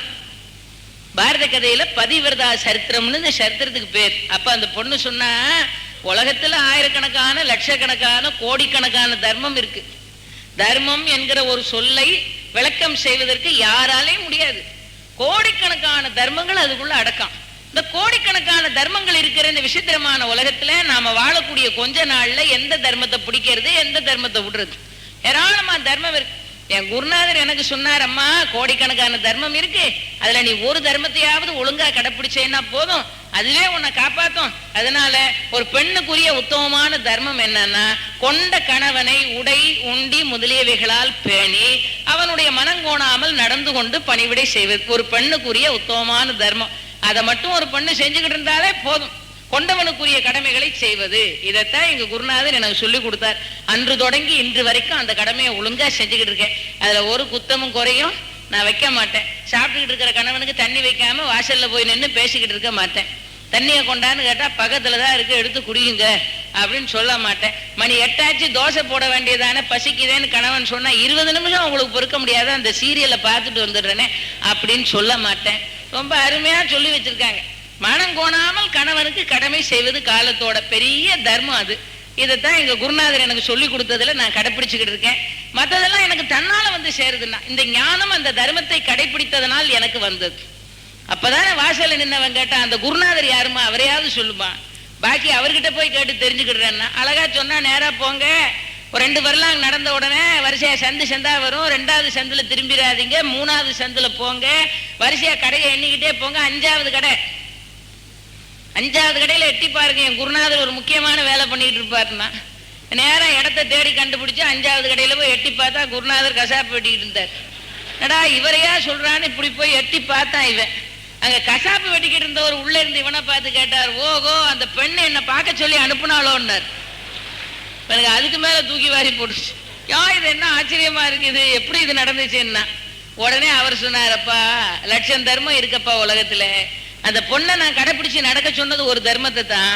நான் கடைப்பிடிச்சு நடக்கிற தர்மம் என்ன தெரியுமா, என் வேலையை நான் செய்யறேன், கசாப்பு வெட்டுறது என் கடமை, அதை நான் செஞ்சுக்கிட்டு இருக்கேன். ஆனா நான் காப்பாத்துற தர்மம் என்ன தெரியுமா, எங்க போனாலும் எந்த நேரத்திலையும் எந்த நிமிஷத்திலையும் என்ன காரணம் கொண்டும் என் தாயார் தகப்பனார் மனம் நோகும்படியா நான் நடந்ததே கிடையாது, நடக்கவும் மாட்டேன். இது நீங்களும் நானும் எடுக்க வேண்டிய சங்கல்பம் இது. என் தாயார் தகப்பனார் மனம் நோகும்படியாக எவ்விடத்திலேயும் எந்த காலத்திலேயும் எந்த சூழ்நிலையிலும் நடக்க மாட்டேன். அவங்களுக்குரிய கடமையும் பணிவிடையும் பார்த்து நான் ஒழுங்கா செஞ்சிருவேன். இதுதான் நான் கடைபிடிக்கிற தர்மம். பாக்கி தர்மம்லாம் எனக்கு ஒன்றும் தெரியாது. நண்பர்களே, இந்த கதையை இதோட பாரத கதை முடிச்சிருச்சு. இதுக்கு பேர் என்னன்னா பதிவிரதா சரித்திரம் என்று இந்த கதைக்கு பெயர். பாரதம் சொல்லுகிறது பாருங்கள், பாரத கதையே ஒரு தர்ம விருட்சம். லட்சக்கணக்கான தர்மங்களை உடையதான பாரதத்துல ஆண்களுக்கு என்று சொல்லப்பட்ட கடமை தாயார் தகப்பனாரை காப்பாற்றுவது, பெண்களுக்கு என்று சொல்லப்பட்ட கடமை கொண்டவனுக்குரிய கடமைகளை செய்வது. பாரத கதை துல்லியமா ஒரு கோடு போட்டு உனக்கு என்ன கடமை உனக்கு என்ன கடமைன்னு சொல்லு. இந்த 2 கடமையும் செய்யாம இந்த பூமியில என்ன அறப்பணியை செய்தாலும் அதனால் உண்டான புண்ணியத்தை ஒருவன் அடையவே முடியாது. இதைத்தான் நம்முடைய சாஸ்திரங்கள் சொல்லு.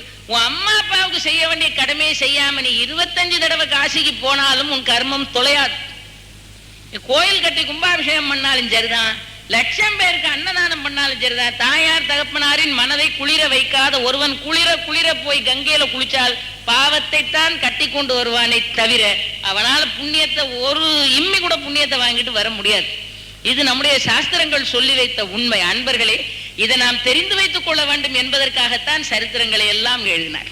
சரித்திரங்களை எல்லாம் எழுதினது நம்ம நாட்டில் இருந்த நல்ல பழக்கம் தானே. இன்னைக்கு எல்லாம் மலையேறி போச்சு. நம்ம நாட்டில் இருந்த பழக்கம் தானே. நாம எல்லாம் சின்ன குழந்தைகளா இருக்கும்போது செஞ்ச காரியம் தானே. வீட்டை விட்டு வெளியே போனா அப்பா அம்மாட்ட சொல்லிட்டு அப்பா அம்மாவை கும்பிட்டுட்டு கோயிலுக்கு போயிட்டு வந்தாங்கன்னா குழந்தைகள்லாம் வரிசையா நிற்கும் அப்பா அம்மாவை கும்பிடுறதுக்கு.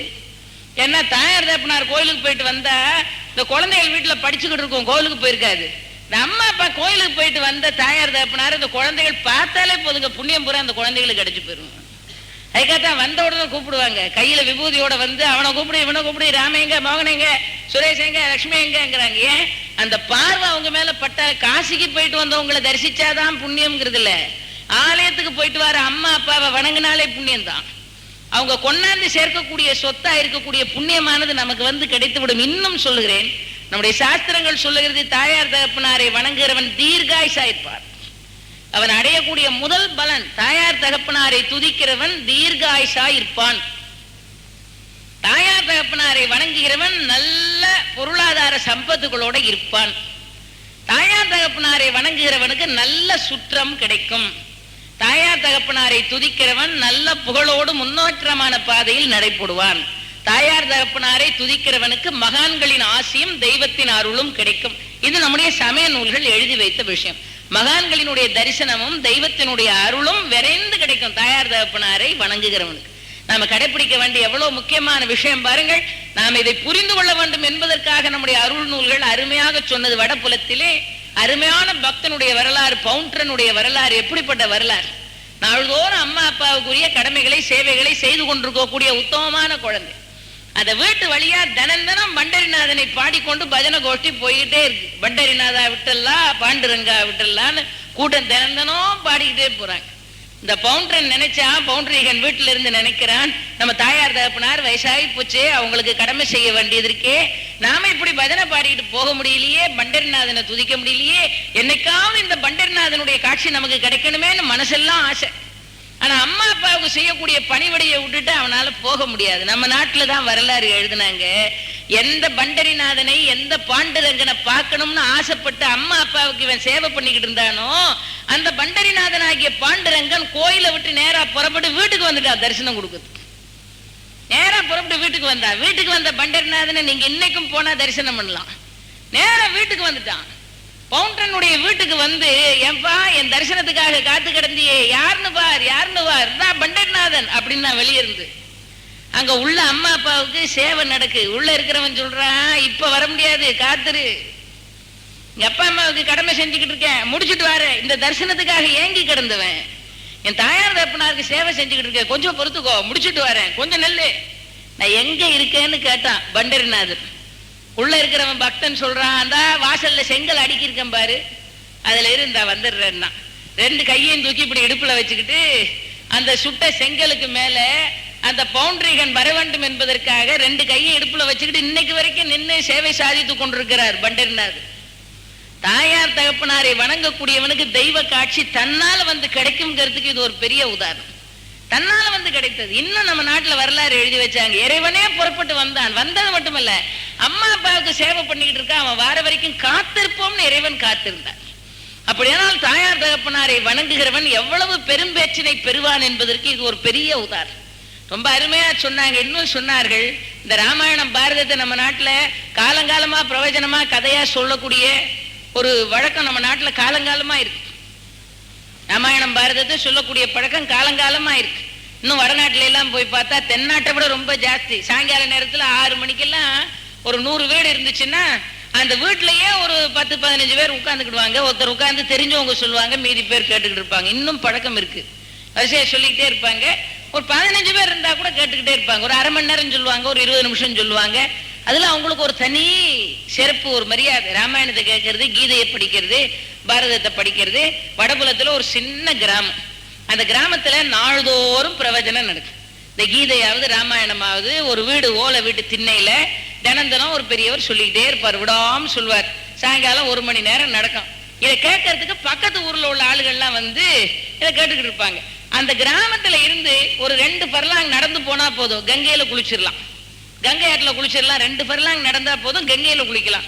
இந்த பக்கத்து ஊர்கள்ல இருந்தா இந்த கிராமத்துல ராமாயணம் பாரதம் சொல்றதை கேட்டுவிட்டு காலையில பொழுது விடிஞ்ச உடனே போய் கங்கையில குளிப்பாங்க. இந்த ராமாயணம் பாரதம் பிரவச்சனம் பண்ண வரவங்களுக்கு அந்த ஓலை குடிசையில திண்ணையில உட்கார்ந்து பிரவச்சனம் பண்றாரா இல்லையா, அவருக்கு வேண்டிய பணிவிடைகளை செஞ்சுக்கிட்டு அந்த வீட்டுல, அந்த சின்ன வீட்டுல ஒரு தாயார் தகப்பனாருக்கு பணிவிடை செஞ்சுக்கிட்டு ஒரு பக்தன் அம்மா அப்பாவுக்கு பணிவிடை செய்வான். இந்த ராமாயணம் பிரவச்சனம் பண்ண வரக்கூடியவருக்கு படுக்கிறதுக்கு, சாப்பிட்றதுக்கு, இருக்கிறதுக்கு ஏதோ எளிமையான ஒரு வசதிப்படி, இவ்வளவுதான். அங்கேயே உட்காந்து பக்கத்து கிராமத்துல இருந்து 2 பண்டிதர்கள், அடையாப்பா அந்த கிராமத்துல தினம் ராமாயணம் சொல்றாங்களாமே, நாம போய் ஒரு நாள் கேட்போம்னு 2 பண்டிதர்கள் வந்தாங்க. வந்து ராமாயணத்தை எல்லாம் கேட்டுவிட்டு ராத்திரி பாட்டுக்கு எங்க போய் தூங்குறதுன்னு தெரியலையே. இவன் சொன்னா, ராமாயணம் படிக்க வரவங்களுக்கும் என்னால நான் சின்ன வசதி பண்ணி கொடுப்பேன், கேட்க வரவங்களுக்கும் ஏதோ ஒரு வசதி பண்ணி கொடுப்பேன். எங்க அம்மா அப்பா இருக்காங்க உள்ள, வயசான தாயார் தகப்பனார், அவங்களுக்கு வேண்டியதையும் பார்த்து செஞ்சுக்கிடுவேன். என் வாழ்க்கையில நான் செய்யறது இதுதான். ஒரு வசதியும் என் வீட்டுல கிடையாது, சின்ன ஓலை குடிசைதான். உங்க பெரிய பண்டிதரா இருக்கீங்க, உங்களுக்கு ஒன்றும் கஷ்டம் இல்லைன்னா என் வீட்டுல தங்கலாம் தான். எளிமையான சாப்பாடு, என் வீட்டுல தங்கலான்னா உடனே அவங்க என்ன செஞ்சாங்க, சரின்னு வந்து முன்னால சாப்பாடு ஏதோ களி செஞ்சு வச்சு சாப்பிட்றதுக்காக உட்கார்ந்தாங்க. அதுல ஒரு பண்டிதர் கேட்டாரு, ஏய்யா உன் கிராமத்துல இருந்து 2 பர்லாங் நடந்து போனா போதுமாமே, கங்கையில குளிச்சிடலாமாமே, 2 பர்லாங் தான் போகணுமாமே. ரொம்ப ஆச்சரியமா இருந்தது கேட்டு. நீ ரொம்ப புண்ணியம் பண்ணவன், கங்கைக்கு பக்கத்துல நீ குடியிருக்கிறியப்பா, நீ இது வரைக்கும் ஒரு 100 தடவையாவது கங்கையில குளிச்சிருக்க மாட்டேன் அப்படின்ட்டார். உடனே அவர் சொன்னாரு, நான் கங்கையை கண்ணால கூட பார்த்தது கிடையாது, இது வரைக்கும் கங்கை எப்படி இருக்கும்னு எல்லாரும் சொல்லித்தான் தெரியும் எனக்கு. என்னையா நீ ஆயிரக்கணக்கான மைலுக்கு அப்பால இருந்து வந்து கங்கையில குளிக்காங்க, 2 பர்லாங் தூரத்துல உட்காந்துக்கிட்டு கங்கையை கண்ணால கூட பார்த்தது இல்லைங்கிறிய. கங்கையை குளிக்காதவன், கங்கையில கண்ணால பார்க்காதவன் 2 பர்லாங் தூரத்துல உட்கார்ந்து இருக்கிற நீ அப்ப எவ்வளவு பெரிய பாவம் பண்ணவனா இருந்திருப்ப, உன் கர்மா எவ்வளவு பெருசா இருந்திருக்கு, அதனாலதான் நான் கங்கையில குளிக்காம இருக்கேன். அப்படிப்பட்டவனுடைய வீட்டுல சாப்பிடுறதே தப்பு. நீ சாப்பிடவும் மாட்டோம், தங்கவும் மாட்டோம், மரத்தடியில படுத்திருந்தாலும் பரவாயில்ல, 2 பர்லாங் தொலைவில் இருந்துகிட்டு கங்கையில குளிக்காதவன் வீட்டுல கை நினைக்க மாட்டோம் சொல்லிட்டு 2 பண்டிதனும் வழியே போயிட்டான். போயிட்டு அடுத்த நாள் காலையில எப்போ பொழுது விடியும்னு பார்த்தா கங்கையில குளிச்சு புண்ணியம் சம்பாதிக்கிறதுக்கு போறான். கங்கா நதியை எங்காவது கொண்டு போய் ஒளிச்சு வைக்க முடியுமா? நேரா கங்கையில குளிக்க போறேன்னு 2 பேரும் போனாங்க. போய் கங்கையில குளிக்கிறதுக்காக தேடி தேடி பாக்குறாங்க, ஆற்றையே காணும். இது என்ன, இது வறண்ட பாலை நிலம் மாதிரி கிடக்கு, கங்கை பெருகி ஓடுற இடமாச்சே, ஒரு துளி தண்ணி, கங்கையில தண்ணி வத்துமா? தண்ணியே இல்லை, அவங்க கண்ணுக்கு தெரியல. உற்பத்தி ஸ்தானத்து வரைக்கும் தேடி போய் அங்கேயாவது குளிக்கலாமான்னு போய் பார்த்தா அங்கேயும் கங்கா மாதா ஒளிந்து கொண்டாள். தேடி தேடி பார்த்தா கங்கையை காணும். உடனே ஒரு அசரீரி கேட்கிறது, கங்கா மாதா சொன்னா, எவன் எவன் தன் கிரகத்தில் இருந்து கொண்டு தெய்வத்தை நினைத்து கொண்டும் ஸ்மரித்து கொண்டும் எவன் ஒருவன் தன் தாயார் தகப்பனாருக்கு பணிவிடை செய்கிறானோ அவன் தினம் தினம் கங்கையில் குளித்த புண்ணியத்தை அடைகிறான். தாயார் தகப்பனாருக்கு பணிவிடை செய்கிறவன் தினம் தினம் கங்கையில குளிச்ச புண்ணியத்தை அடைகிறான். நீ 100 தடவையாவது குளிச்சிருக்க மாட்டியான்னு அந்த ஏழையை கேட்டியே, அவன் லட்சக்கணக்கான தடவை கங்கையில குளிச்ச புண்ணியத்தை அனுபவிச்சிருக்கான். எப்படி? கங்கை கண்ணால பார்க்காம. தாயார் தகப்பனாருக்கு பணிவிடை செய்கிறவன் தினம் தினம் கங்கையில் ஸ்நானம் பண்ணிய புண்ணியத்தை அடைவான். அப்ப அதை நமக்கு சொல்றதுக்காகத்தான் இவ்வளவு அருமையாக நம்முடைய உபனிஷத கர்த்தாக்கள், நம்முடைய வேதாந்திகள் இவ்வளவு அருமையான செய்தியை நமக்கு சொல்லி வைத்தார்கள். இன்னும் உங்களுக்கு சொல்லுகிறேன், பாரத கதையில ஒரு அருமையான பகுதி இருக்கு, யட்ச பிரச்சனம்னு ஒரு பகுதி. அதை படிச்சோமானா அதையெல்லாம் படிச்சு என்ன செய்யணும், நம்முடைய குழந்தைகளுக்கு எளிமையா எழுதி அந்த யட்ச பிரச்சனத்துல வரக்கூடிய தர்மத்தை எல்லாம் பிரபல்யப்படுத்தணும். அப்ப குழந்தைகளுக்கு எது நல்லது, எப்படி நடக்கணும்னு தெரியும். யட்ச பிரச்சனம் யமதர்மனுக்கும் தர்மபுத்தரனுக்கும் இடையிலே நடந்த உரையாடல் நச்சு பொய்கை கரையில நடக்கு. பாரத கதை அழகா சொல்லுது. 12 ஆண்டு பாண்டவர்கள் வனத்துல வாசம் பண்றாங்க. இந்த 12 ஆண்டு வாசம் பண்ணும் போது, வனவாசம் பண்ணும் போதே பாண்டவர்கள் செத்து தொலைய வேண்டும் என்று துரியோதனன் தினம் தினம் ஒரு சதி திட்டம் தீட்டுறான். அதுல அவன் தீட்டின ஒரு பெரிய சதி திட்டம் தான், கசப்பு கட்டைகளை போட்டு கசப்பான நெய்யை பெய்து 7 நாள் அபிசார ஹோமம் பண்ணி ஒரு பூதத்தை எழுப்பி அந்த பூதத்தை விட்டு பாண்டவர்களை அடிச்சு சாப்பிடுறதுக்கு வழி பண்ணான்.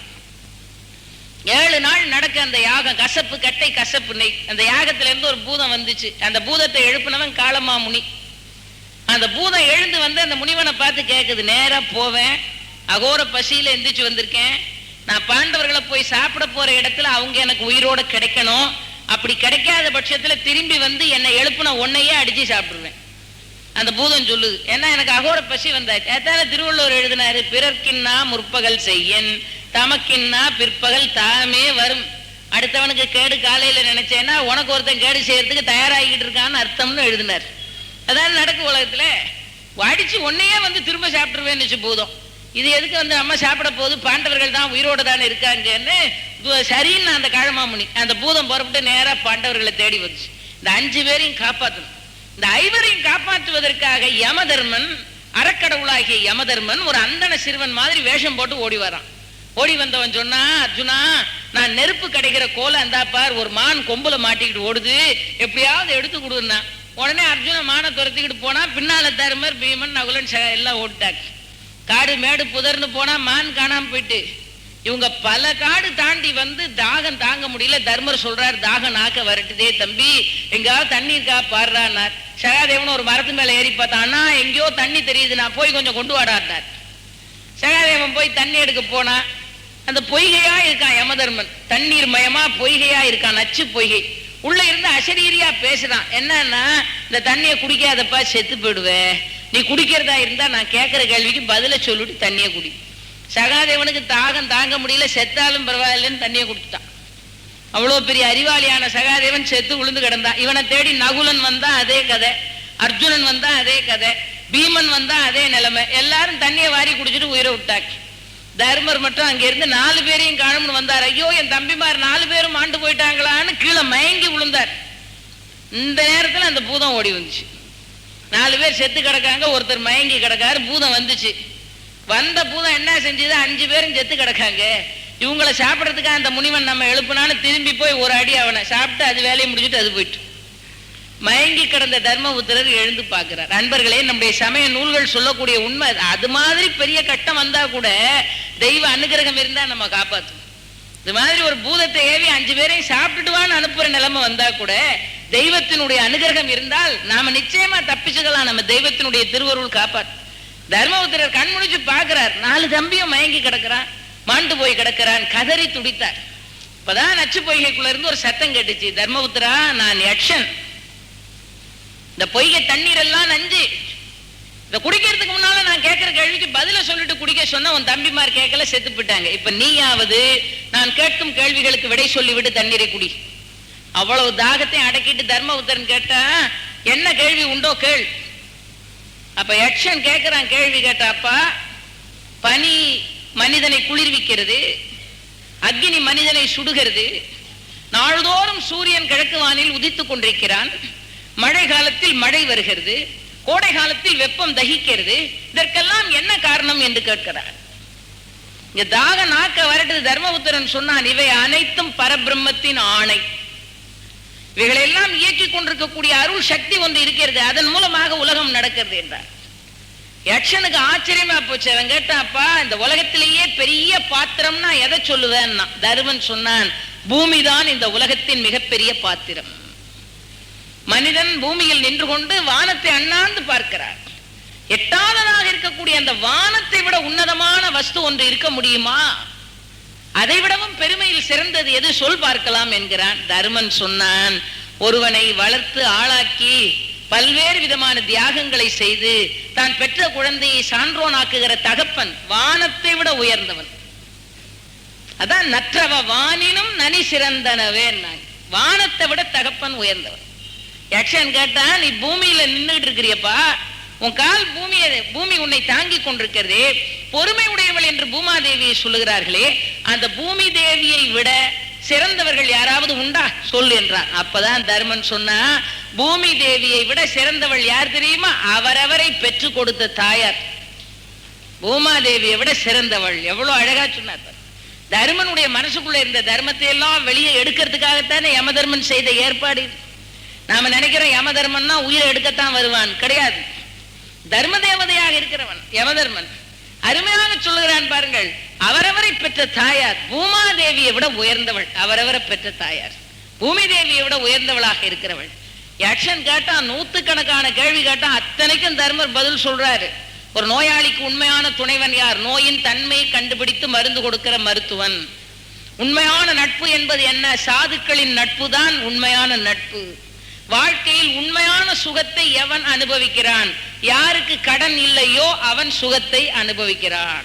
எவ்வளவு அழகா சொன்னார். கடன் யாருக்கு இல்லையோ அவன் சுகத்தை அனுபவிக்கிறான்.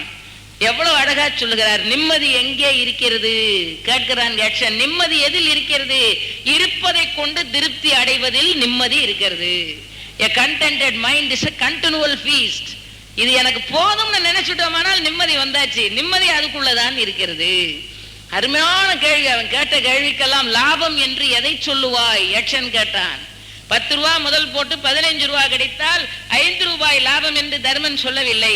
லாபம் என்றால் எதை சொல்லுவாய்? யார் நோய் இல்லாத உடம்போடு இருக்கிறானோ அதுவே லாபம். எவ்வளவு அழகா சொன்னான். ஒரு மனிதன் இந்த பூமியில் வாழ்வதற்குரிய வழிவகைகளை எல்லாம் யட்ச பிரச்சனத்துல பாரத கதை சொல்லி வைத்தது. யார் மரியாதை செய்யவில்லை என்றாலும் ஒரு ஆடவனை ஒருவர் கண்டிப்பாக மரியாதை செய்து ஆக வேண்டும். அது யார்? யட்சன் கேட்டான். ஒரு ஆடவனை கண்டிப்பாக ஒருவர் மரியாதை செய்தாக வேண்டும். அது யார்? அவனை மணந்து கொண்ட மனைவி. அவளும் மரியாதை பண்ணலன்னா அவன் வாழ்க்கை ஒண்ணுமே இல்லை. அவ கட்டாயம் மதிச்சு ஆகணும் அவனை. அந்த மரியாதைக்குரியவனாகவாவது அவன் இருக்க வேண்டும். அதுதான் சிறப்பு. உலகமெல்லாம் ஒருவனை புகழ்கிறது. அவன் யார்? நன்கு படித்த வித்வானாக பண்டிதனாக இருந்தால் அகிலமே புகழும்.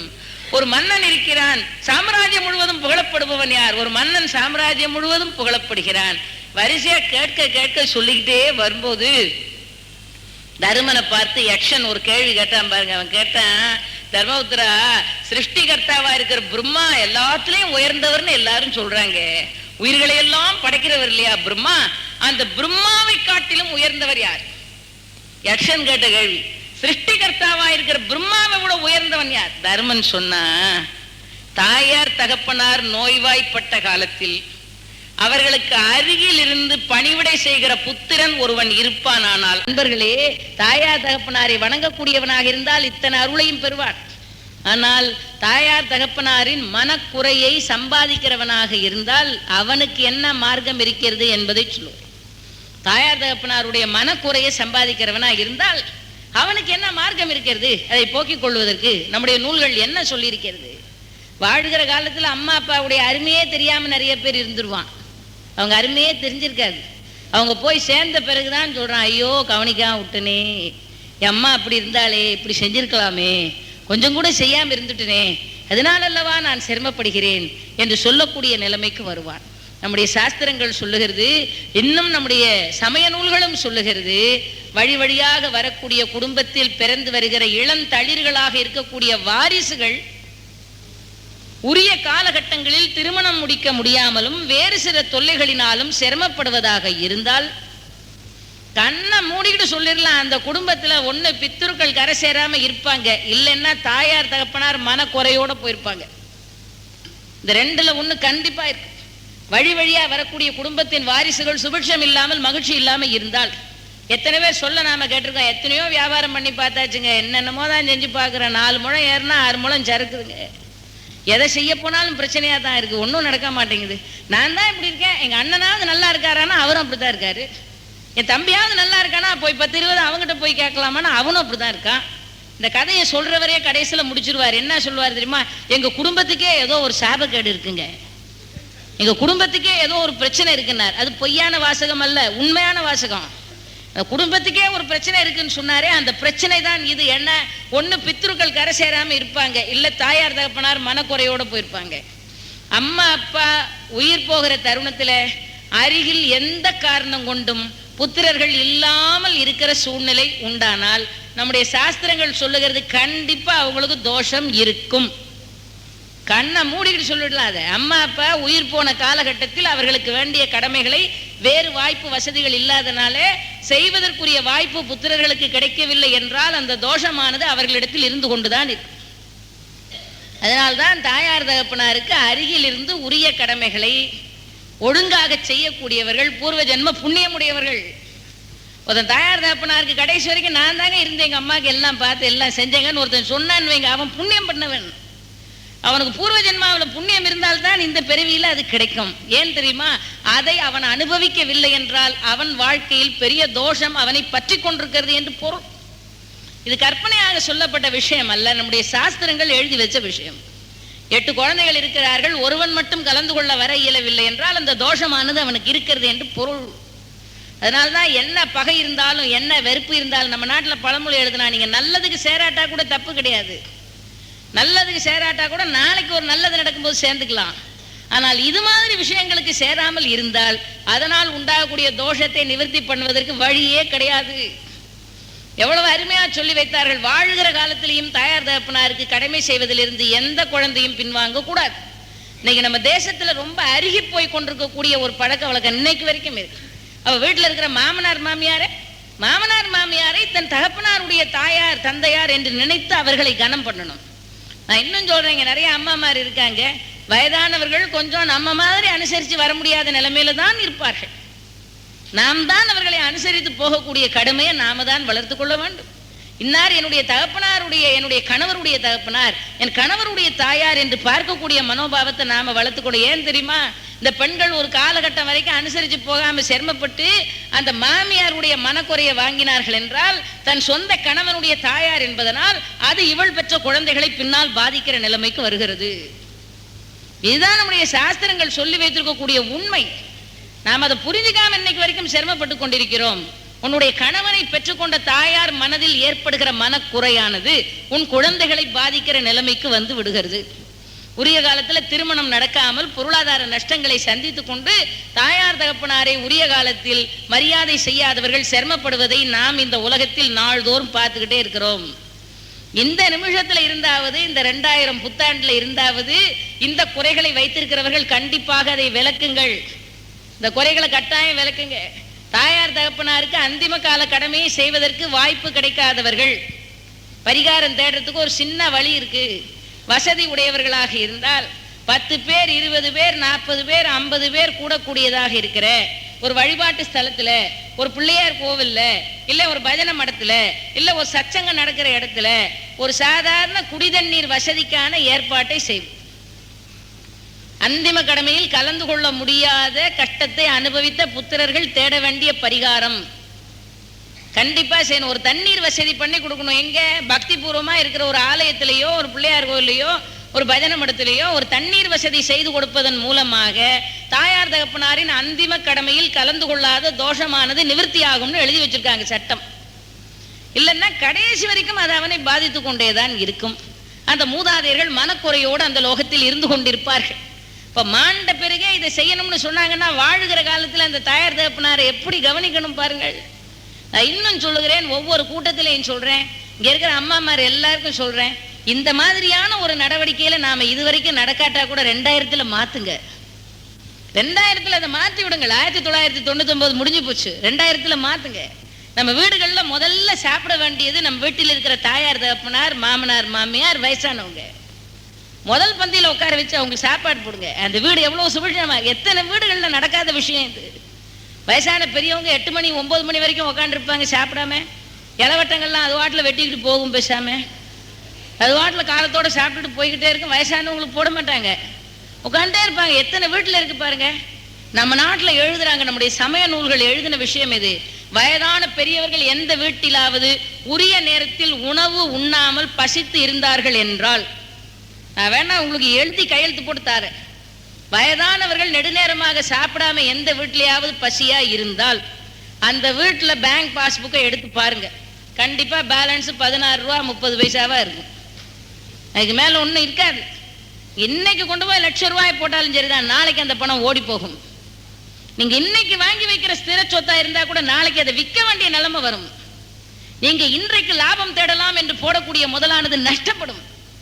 நான் சொல்லவில்லை, நம்ம நாட்டு சமய நூல்கள் எழுதிய விஷயங்கள். வயதான பெரியவர்கள் எந்த வீட்டிலையும் பசித்து இருக்கக்கூடாது. நெடுநேரமாக அவர்கள் பசித்து இருந்தால் உங்கள் வீட்டு பணப்பெட்டி எப்பொழுதும் காலியாகத்தான் இருக்கும்.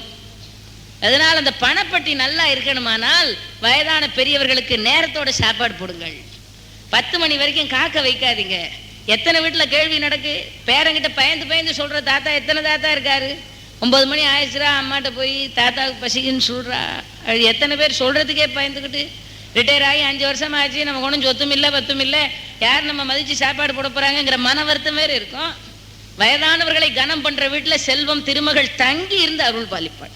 நீங்க உட்கார்ந்த லட்சுமி படத்தை வாங்கி கொண்டு வச்ச உடனே துட்டு வராது. வயதான பெரியவர்களை உட்கார வச்சு மரியாதை பண்ணுங்க. லட்சுமி வந்து உட்கார்ந்துருப்பா. அவளை உட்கார வைக்கிறதுக்காக தான் வழி. வயதானவர்களை கனம் பண்ணுகிற வீட்டில் லட்சுமி வந்து உட்கார்ந்துருப்பா. வயதானவங்களுக்கு மரியாதை பண்ணாம, தாயார் தகப்பனாருக்கு மரியாதை பண்ணாம உட்கார்ந்து லட்சுமியை கொண்டாந்து வச்சுட்டோம்னா அவன் நம்ம வீட்டில் உட்கார்ந்து இருப்பான்னு நினைச்சா உட்காரவே மாட்டாவ. வயதானவர்கள் ஒரு நாளும் பசித்து இருக்கக்கூடாது. அவர்களுக்குரிய மரியாதையை கட்டாயம். ஒரு விஷயத்தை உங்களுக்கு சொல்லுகிறேன், குழந்தைகளை அழைத்து வாருங்கள் என்று நான் சொன்னதற்கு அதுதான் காரணம். ஒரு வீட்டில் இருக்கக்கூடிய தோளுக்கு மேல் வளர்ந்த பெரியவர்கள், வீட்டில் இருக்கக்கூடிய நடுவயதுக்காரர்கள் அந்த வீட்டில் இருக்கிற பெரியவர்களை மதித்து முன்னுதாரணமா இருந்தா தானே குழந்தைகள் மதிக்கும். ஒரு தாத்தாவுக்கோ ஒரு பாட்டிக்கோ பேர குழந்தைகள் மரியாதை பண்ணணுமானா அந்த குழந்தைகளின் தாயார் தகப்பனார் அந்த பெரியவர்களை கனம் பண்ணணுமா இல்லையா? அவர்கள் மதித்து நடந்தால் அல்லவா அந்த குழந்தைகள் மதித்து நடக்கும். எந்த வீட்டில் பெரியவர்கள் கனம் பண்ணப்படுகிறார்களோ அங்கு மகாலட்சுமி தங்கி வாசம் பண்ணுகிறாள். எந்த வீடா இருந்தாலும் வயதானவர்கள் பசித்து ஒரு நாளும் அந்த வீட்டில் இருக்கக்கூடாது. வயதானவர்களின் ஆசீர்வாதம் நிறைந்திருக்கிற வீடு பொருளாதார சுபிட்சத்தோடும் தீர்க்க ஆயுசோடும் தெய்வ அனுகிரகத்தோடும் மகிழ்ச்சியா இருக்கும். நம்ம நாட்டில் எழுதி வைக்கப்பட்ட வரலாறு. இன்னும் சொல்லுகிறேன், எவ்வளவு பரிகாரம் சொல்லி வைத்திருக்கிறார்கள் பாருங்கள். அந்திம கடமை செய்யக்கூடிய வாய்ப்பை தவற விட்டவர்கள், கண்டிப்பாக வசதி இருந்தால் கோவில் குளங்களில் ஒரு சிறிய கிணறாவது வெட்டி கொடுத்து அந்திம கடமையில் கலந்து கொள்ளாத தோஷத்தை போக்கிக் கொள்ளுங்கள். அதை செய்யறதுக்கு உண்டான சௌகரியம் உங்களுக்கு இல்லை என்றால் சஷ்டி முதலான விரத காலங்களில் விரதம் இருக்கக்கூடிய அன்பர்கள் குழுமி இருக்கிற இடத்தில் விரதம் முடிகிற காலத்தில் கோயில்ல தண்ணீர் வசதி பண்ணி கொடுக்க சௌகரியம் இல்லை என்றால் பானகம் கரைத்து விரதத்தை முடிக்கிறவர்களுக்கு உங்கள் தாயார் தகப்பனாருக்கு செய்யக்கூடிய தானமாக கருதி விரதம் இருந்தவர்களுக்கு கொடுத்து உங்கள் தோஷத்தை தீர்த்து கொள்ளுங்கள். எளிமையா சொல்லி வைத்திருக்கிறார்கள், அழகா சொல்லி வைத்திருக்கிறார். தாயார் தகப்பனாருக்காக நாம் செய்ய வேண்டிய விஷயங்கள். பெண் குழந்தைகள் இருப்பாங்க, நம்ம அப்பா எங்கேயோ தொலை தூரத்தில் இருப்பாங்க, குழந்தைகளை வேற ஏதோ ஊர்ல கல்யாணம் பண்ணி வச்சிருப்பாங்க. 4 பெண் குழந்தைகள் இருக்கும், 4 பேரும் வேற வேற இடத்துல கல்யாணம் பண்ணியிருப்பாங்க. ஒன்று கோயம்புத்தூர்ல இருக்கும், ஒன்று கல்கட்டாவில் இருக்கும், ஒரு பொண்ணு டெல்லியில இருக்கும். இந்த அம்மா வீட்டில் இருப்பா வயசான கணவரோட. அந்த அம்மாவுக்கு மனசுல எப்பவும் நினைப்பு இருக்கும், உடம்புல 4-5 வியாதி வேற இருக்கு, நடமாட முடியாது, வாதம் வேற, ஆர்த்ரைட்டிஸ். அந்த அம்மா மனசுல நினைக்கும், அடிக்கடி நினைக்கும், என் பொன் குழந்தைகளை ஒன்னாவது வீட்டுல இருந்தா எனக்கு ஒரு உபகாரமா இருந்திருக்குமே, பக்கத்து வீட்டுல இருந்தா கூட, இந்த தெருவுல இருந்தா கூட, இல்ல இந்த ஊர்ல கல்யாணம் பண்ணி வச்சிருந்தா கூட, ஒரு அவசரம்னா என் மக வந்து உதவி பண்ணுவாளே, அதுக்கு வழி இல்லையேன்னு இந்த அம்மா வருத்தப்படுறல்ல. தொலை தூரத்தில் இருக்கக்கூடிய தாய்மாரை நினைத்து அவர்கள் நோய் நொடி இல்லாமல் மனசஞ்சலம் இல்லாமல் சௌகரியமா இருக்கிறதுக்கு நம்முடைய அருள் நூல்கள் வழி சொல்லுகிறது பாருங்கள். பம்பாயிலிருந்து ஓடி வந்து அம்மாவுக்கு உபகாரம் பண்ணிட முடியாது, ஆனா இருக்கிற பெண் குழந்தை தாயார் நல்லா இருக்கணுமே, நம்ம அம்மா கஷ்டப்படக்கூடாதேன்னு மனசுல இருக்கு. அந்த தாயார் சுபிட்சமா இருக்கிறதுக்கு என்ன செய்யணும்னு எழுதினாங்க. அந்த ஊரில் இருக்கக்கூடிய தான் வாழக்கூடிய ஊர்ல இருக்கக்கூடிய திருக்கோவில்ல போய் அங்கே எழுந்தருளி அருள் பாலிக்கிற அம்பாளுக்கு என் தாயார் சௌகரியமா இருக்கட்டும்னு மனசால நினைச்சு ரெட்டை மாலை சாத்துங்க. ஒரு மாலை அல்ல, ரெட்டை மாலை. ரெட்டை மாலை சாத்துங்க அம்பாளுக்கு. அந்த மாலையை கொடுக்கும் போது எங்க அம்மா நோய் நொடி இல்லாம மனசஞ்சலம் இல்லாம ஓடி போய் இருந்த அருகில இருந்து எங்க அம்மாவுக்கு என்னால உபகாரம் பண்ண முடியல, ஆனா அவ நல்லா இருக்கட்டும்னு நினைச்சு அம்பாளுக்கு போய் 2 மாலை சாத்துங்க. தாயாருக்காக பெண் குழந்தைகள் செய்கிற பிரார்த்தனை உடனே பலிக்கும்.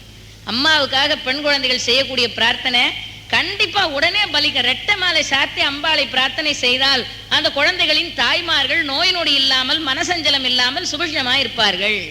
அந்த அம்மாவை நினைச்சு வணங்கணும், பிரார்த்தனை செய்ய வேண்டும். அருமையா சொல்லி வைத்திருக்கிறார்கள். வாழுகிற காலத்திலேயும் அவங்களுக்குரிய கடமைகளை தவறாம நாம செய்யணும். குழந்தைகளை பழக்குங்கள்.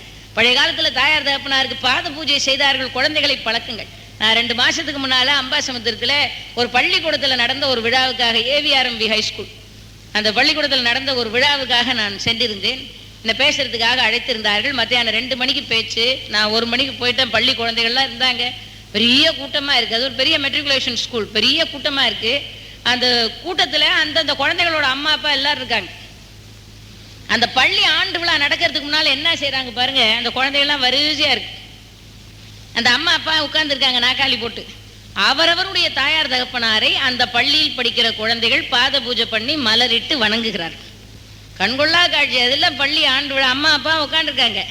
அந்த குழந்தை தண்ணீர் கொண்டாந்து அவங்க பாதத்தை அலம்பி மலரிட்டு அந்த தாயார் தகப்பனாரை வணங்க அந்த பெற்றோர்கள் அந்த குழந்தைகளை ஆசீர்வாதம் செய்கிறார்கள். கண்கொள்ளாத காட்சி, மறக்க முடியாத காட்சி. தாயார் தகப்பனாரை வணங்குவதன் மூலமாக சகல தோஷங்கள்ல இருந்தும் ஒரு மனிதன் விடுபடுகிறான், நிவிர்த்தி அடைகிறான். உங்களுக்கு இன்னும் உதாரணம் சொல்லுகிறேன். ராமாயணம் சொல்லுகிறது, ராமர் நமக்கு வழிகாட்டுறார். மிதிலையில போய் ஜனகமா மன்னன் சார்த்தி வைத்திருந்த வில்லை வளைத்தால் சீதையை மணக்கலாம்னு மிதிலைக்கு போறார் விஸ்வாமித்திரரோட ராமர்.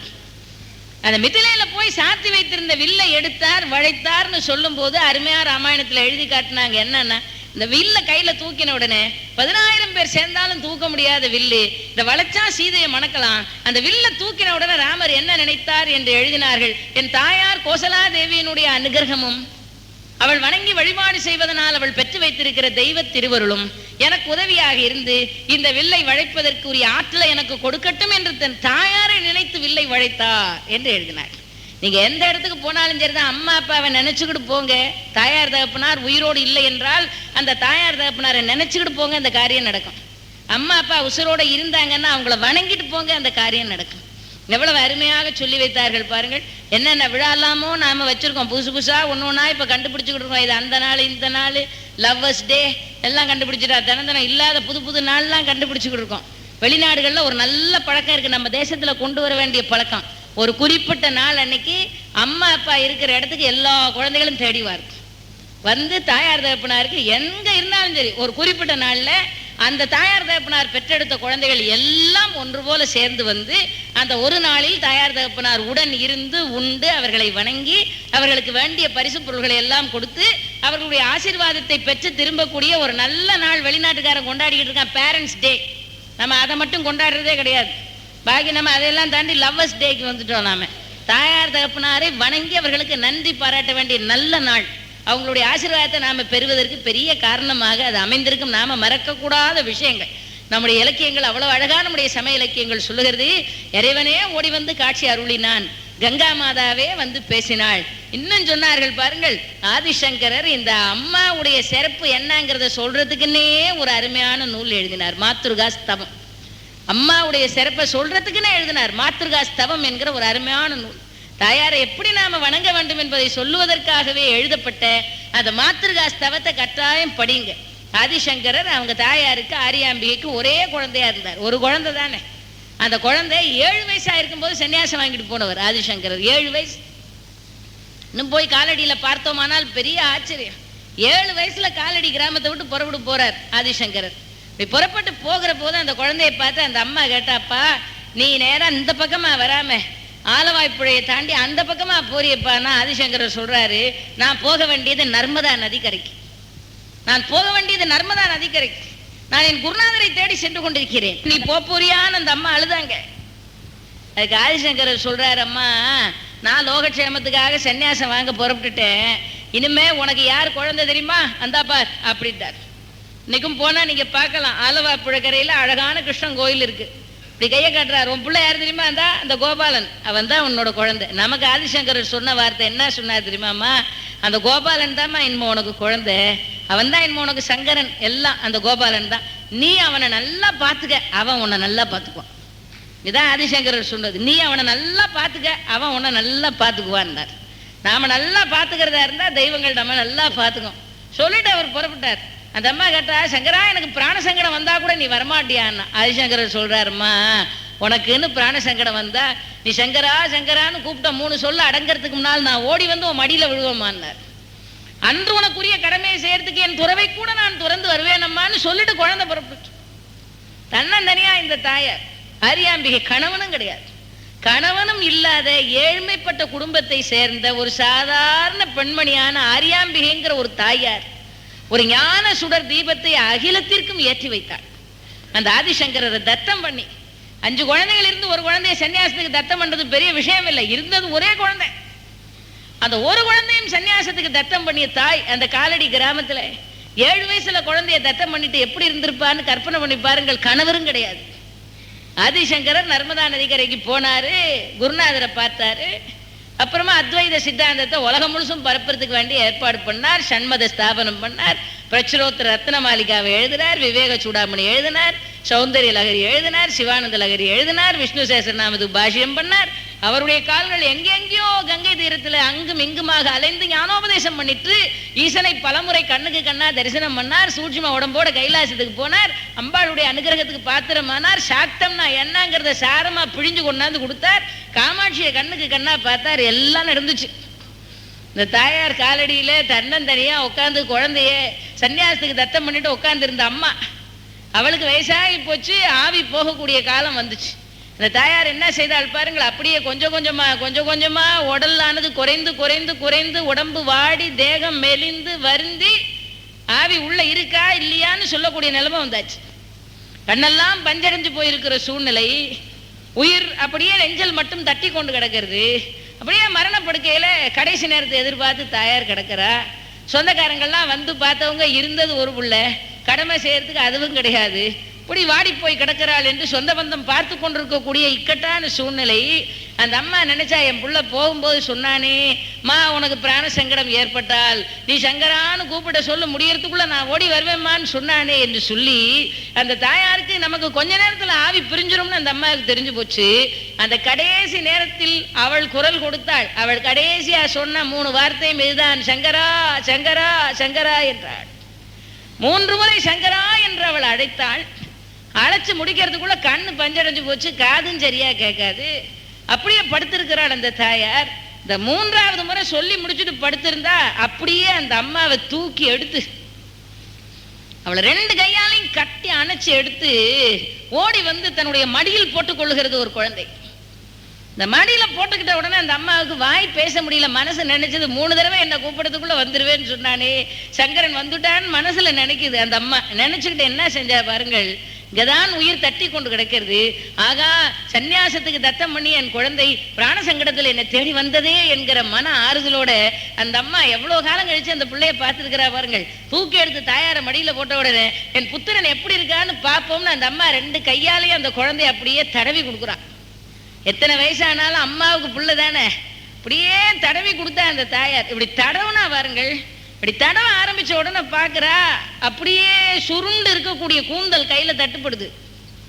வாய் பேச முடியல. மனசு நினைக்குது, ஆகா இவன் சன்னியாசியா போயிட்டேன் நானே, சன்னியாசி நிச்சயமா இப்படி சிகை வச்சிருக்கப்படாது, சிகையெல்லாம் எடுத்துருவாங்களே, இது கூந்தல் கத்த கத்தையா கையில தட்டுப்படுது, சுருள் சுருளா மேகம் மாதிரி கூந்தலா இருக்கு, சாதுவா சன்னியாசியா போயிட்டேன் நானே சங்கரன், இவ்வளவு முடி எப்படி வச்சுட்டு இருக்கான்னு அந்த அம்மா அப்படியே தடவி பார்த்துட்டு அப்படி தடவிக்கிட்டே வராங்க பாருங்கள். தடவிக்கிட்டு இந்த பக்கம் வந்தா கழுத்துல ஆபரணங்கள்லாம் தட்டுப்படுது.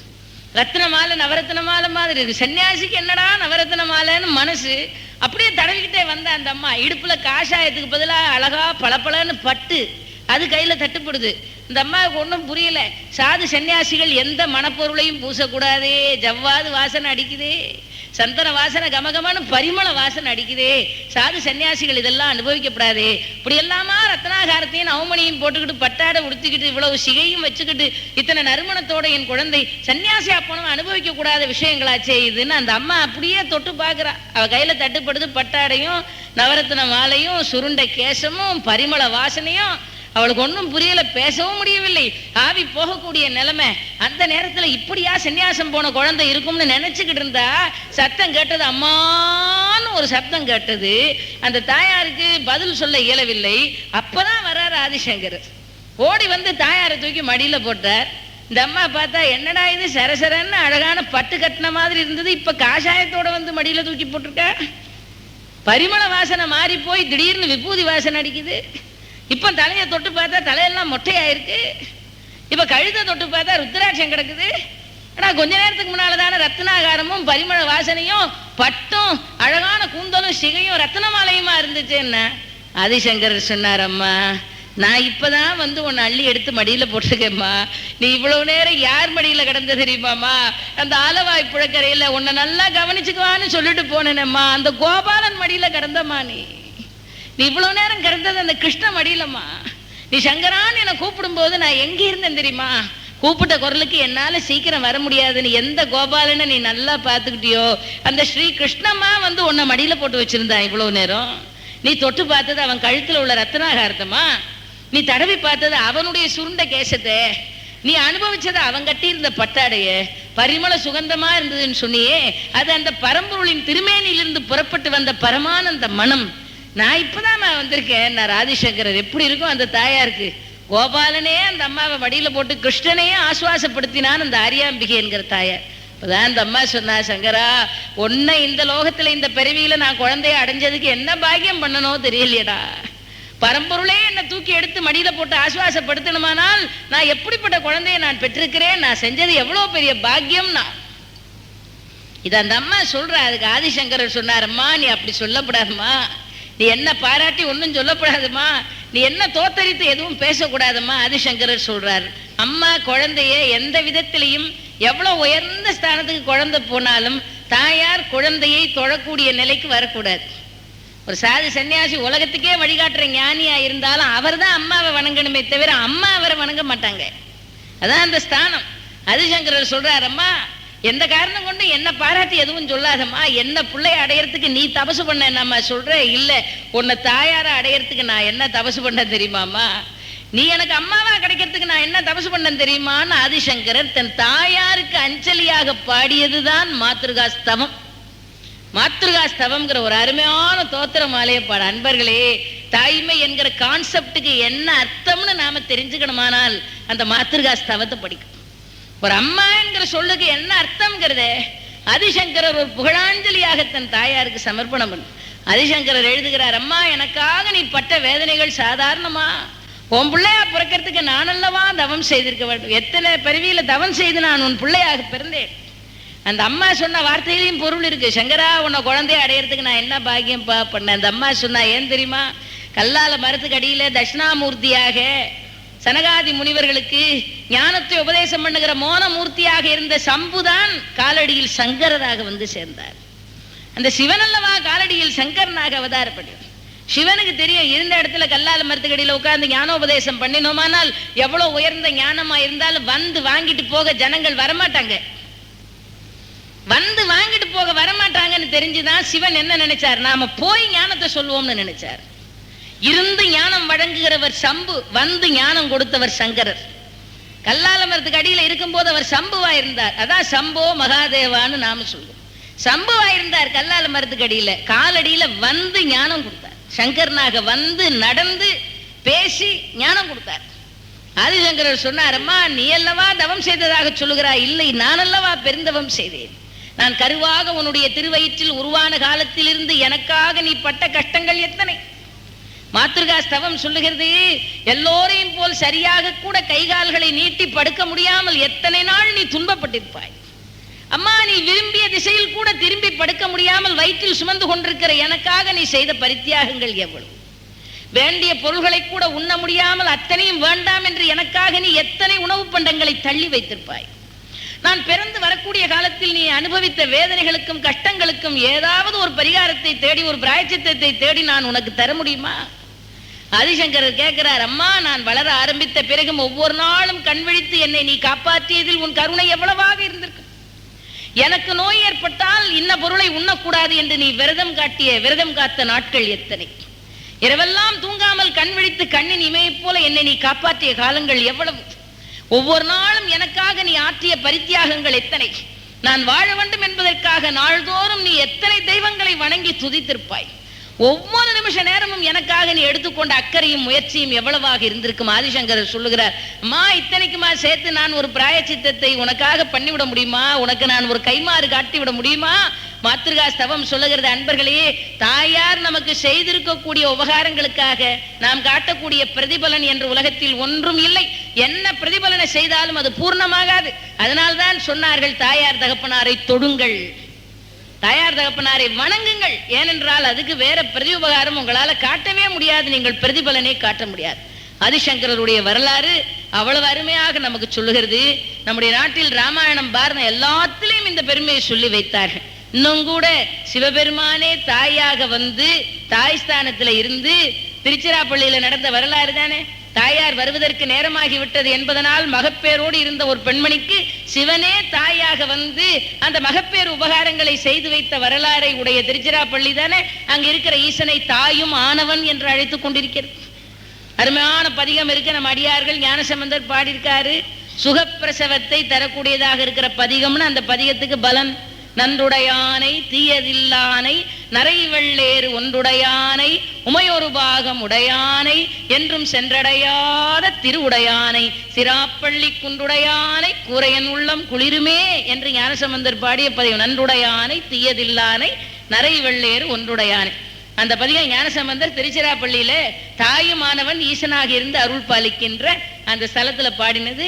அந்த பதிகத்துக்கு பலன் சொன்னார்கள், சுகப்பிரசவம் நடப்பதற்கு மனை என்று தொடங்குகிற நல்ல பதிகம். ஈசனே தாயாக இருந்த அந்த பெண்ணுக்கு தன் பெருங்கருணையை காட்டி அருளியதாக வரலாறு எழுதி வைத்தார்கள். இந்த தாயார் தகப்பனாரை நாம் கண்ணின் மணிகளைப் போல் காக்க வேண்டும் என்பதற்காக சொல்லி வைத்த வரலாறுகள் இவை. நாம் எப்படி பாதுகாக்க வேண்டும் என்பதற்காக வரலாறு சொல்லி வைத்தார்கள். ராமாயணமும் சொல்லுகிறது பாருங்கள். ரொம்ப தசரத சக்கரவர்த்தி பட்ட துன்பத்திற்கு என்ன காரணம் என்று ஒரு கோணத்தில் அலசி பார்த்தோமானால் ராமாயணம் சொல்லுது, ஒரு தாயார் தகப்பனாருக்கு கடமை செய்து கொண்டிருந்த ஒரு புத்திரனை கொன்றான். அதனால்தான் தசரதனுக்கு ஏற்பட்டது அத்தனை துன்பம். தாயார் தகப்பனாருக்கு கடமை செய்து கொண்டிருந்த ஒரு நல்ல புத்திரனை கொன்றான், தசரதன் சிரமப்பட்டான்.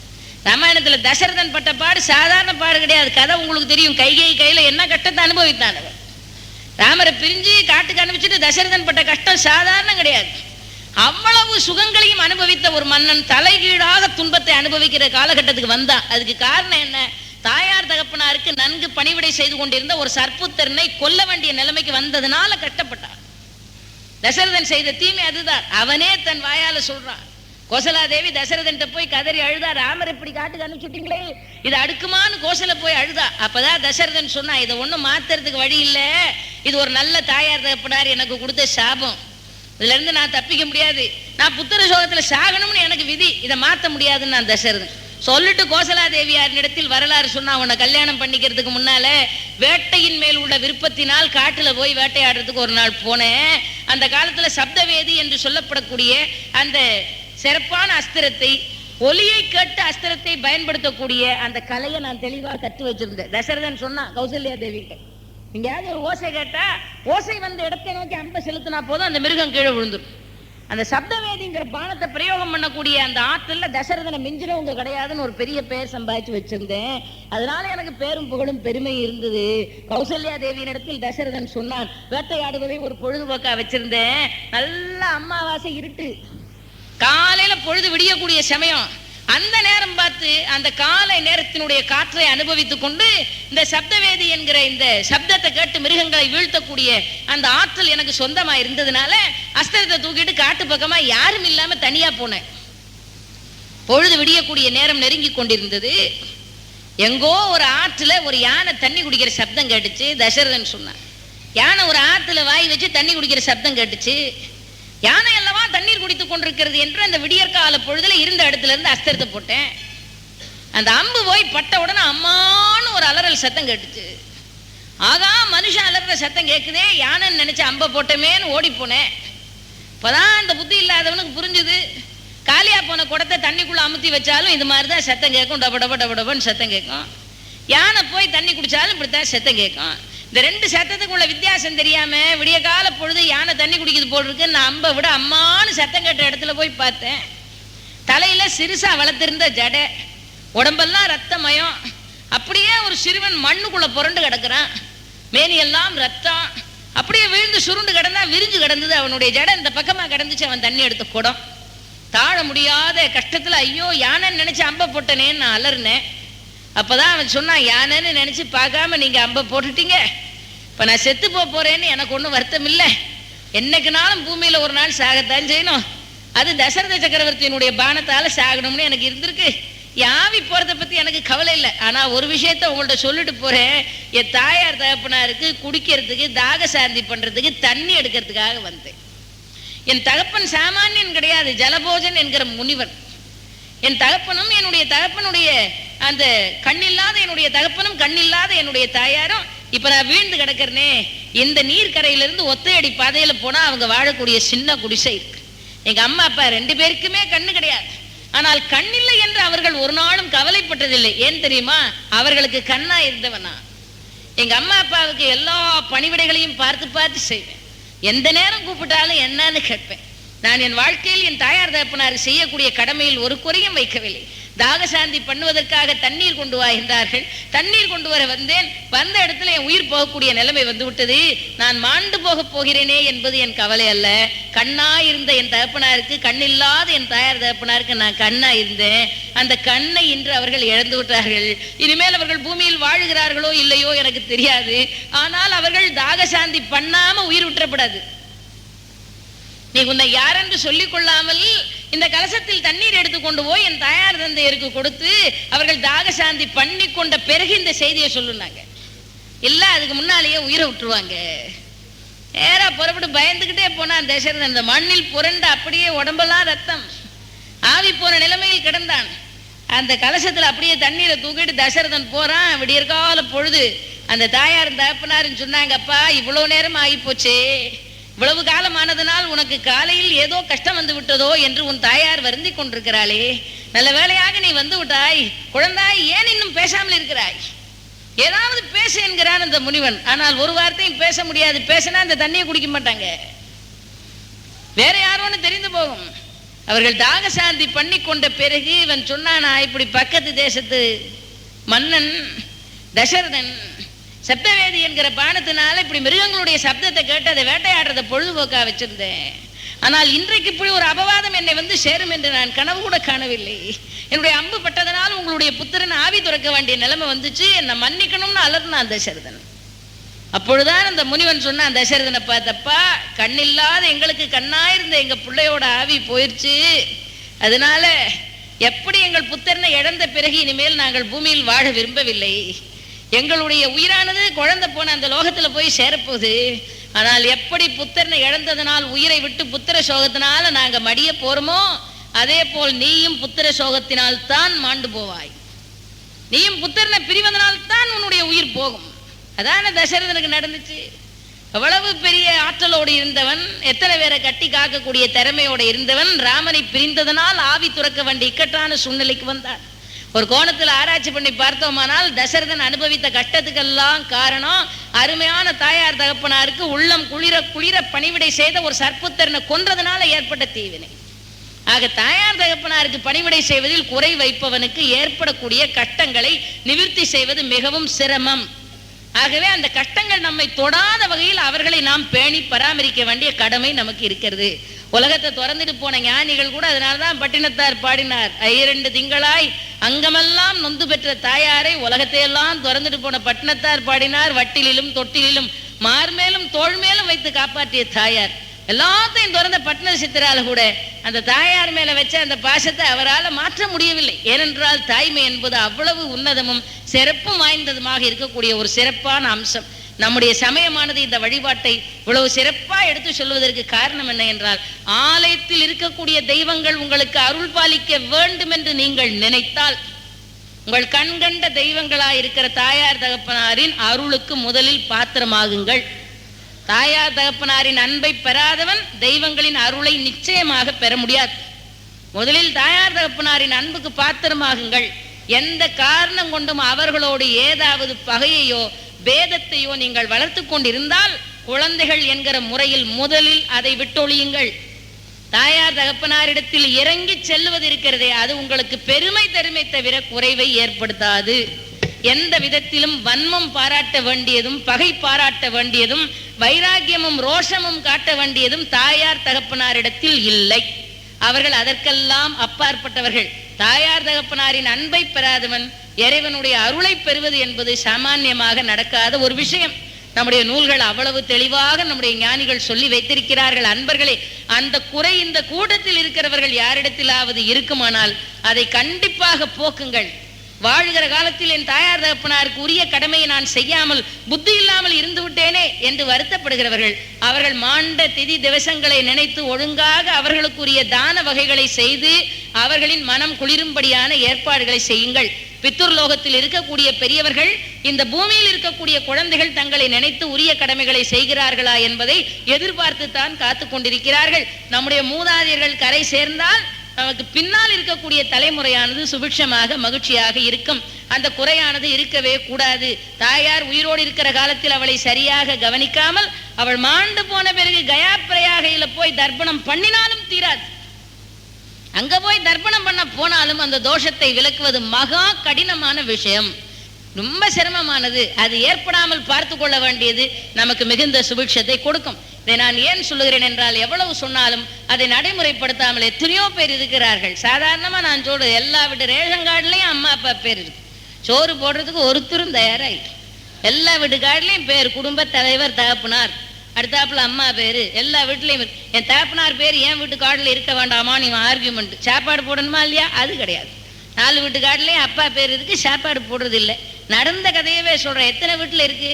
பெரியவர்கள் வயதானவர்கள் கொஞ்சம் நம்மோட அனுசரித்து போக முடியாதபடி இருப்பார்கள். நாம அதீதமா செய்யக்கூடிய செலவுகள்லாம் அவங்களுக்கு பெரிய விஷயமா தான் தெரியும். அதுல ஒன்றும் தவறு கிடையாது. நாம 10 ரூபாய் செலவழிக்கிற இடத்துல அவங்க 2 ரூபாய் செலவழிப்பாங்க. அது அவர்கள் வாழ்ந்த வாழ்க்கை முறையினுடைய அமைப்பு அப்படி. இந்த கிளாஷ் ஆரம்பிக்கிறதுக்கு இதுதான் முக்கியமான காரணம். என் வீட்டுக்கார் சம்பாத்தியம் பண்றாரு, நான் 5000 செலவழிப்பேன், 10,000 செலவழிப்பேன். இந்த வயசான கல்லடி என்ன இதை பத்தி கேட்கறது? கூட இருக்க போய் தானே இந்த பிரச்சனை வருது. தனியா போயிட்டா இது இல்லை இல்லைன்னு பிரச்சனை ஆரம்பிக்கிற இடமே அதுதானே. எங்க வீட்டுல ஒரு வயசான பாட்டி இருந்தாங்க, இப்ப பாட்டி இல்லை. ஆனா பாட்டியை இப்போ ஒவ்வொரு நிமிஷமும் நான் நினைச்சு பாக்குற மாதிரி இருக்கு. பாட்டி உயிரோடு இருக்கும்போது அருமை தெரியல. ஒரு 10 பேர் திடீர்னு வந்துட்டாங்க வீட்டுக்கு. பாட்டி தான் அவசரமா ஓடி ஓடி கடைக்கெல்லாம் போவாங்க. அப்போ பாட்டி கிட்ட சொன்ன, 10 பேர் வந்திருக்காங்க, சீக்கிரமா போய் ஐஸ்டு ஃபேண்டா ஒரு 10 வாங்கிட்டு வாங்கன்னு பாட்டி கையில ஒரு 100 ரூபாய் நோட்டை கொடுத்துருக்கேன். பாட்டி போய் வாங்கிட்டு வரல. பாட்டி போயிட்டு என்ன பண்ணுச்சு, 2 பிளாஸ்கை தூக்கிட்டு போகுது.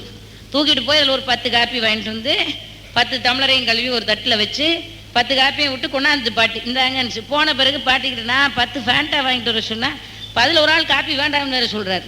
10 காப்பியை வாங்கிட்டு வந்திருக்கே, நான் சொன்னதை வாங்கிட்டு வர வேண்டியதானேங்கிறேன். பாட்டி ஒன்றுமே சொல்லலை, கடையை பூட்டிட்டான். கேட்டு பார்த்தேன், ஒரு கடையிலையும் ஃபேண்டா இல்லை, அதனால் நான் காப்பியாவது வாங்கிட்டு வருவோமேன்னு வாங்கிட்டு வந்துட்டேன். இது மாதிரி ஒரு பதிலை சொல்லிட்டேன். அது எப்படி இவ்வளோ பெரிய பஜாரில் கடை இல்லாமல் இருக்கும்னு நான் 2 திட்டிட்டு விட்டேன். 2 நாள் கழிச்சு பாட்டி சொல்லுது, 10 ஃபேண்டா வாங்கினா 60 ரூபா செலவாக போயிடும், 10 காப்பி வாங்கினா 10 ரூபா தான் செலவு, அதனால தான் கடை பூட்டி இருக்குன்னு சொல்லி நான் காப்பியை வாங்கிட்டு வந்தேங்குது பாட்டி. அதில் ஒரு 50 ரூபாயை காப்பாற்றலாம்னு அந்த பாட்டிக்கு ஒரு எண்ணம் இருக்குது. அது ஒரு நல்ல எண்ணத்தினுடைய வெளிப்பாடு தான். அதை புரிஞ்சுக்க நமக்கு வீட்டில் இன்னைக்கு பெரியவர்களுக்கும் நமக்கு இடையில நடக்கிற கிளாஸ் இதுதான். அவங்க கேட்கறது என்ன, அனாவசியமான செலவு, அதீதமான செலவு, இதெல்லாம் கட்டுப்படுத்துங்க. எளிமையான வாழ்க்கைக்குள்ள வந்தா நாளைக்கு கடன் வாங்க வேண்டிய அவசியம் இல்லை, சிரமம் இல்லாமல் இருக்கலாம்னு சொல்றாங்க. நமக்கு அது புரிய மாட்டேங்குது. அங்கதான் கருத்து வேறுபாடு, கருத்து பேதம் அங்கதான் உருவாகுது.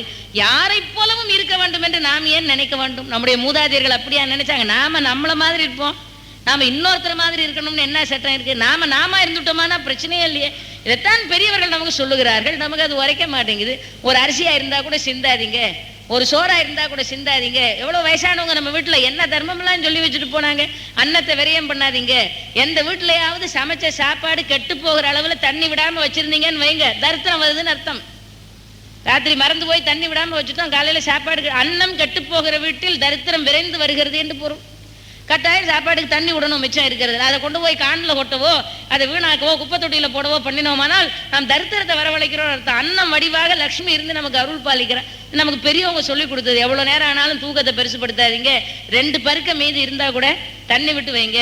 சமைச்ச பாத்திரத்தை முழுசும் தொடச்சி காலி பண்ணி அப்படியே தூக்கி போடாதீங்க. ராத்திரி 2 கைப்பிடி சாதமாவது போட்டு அதுல கொஞ்சம் தண்ணி விட்டு வைங்க.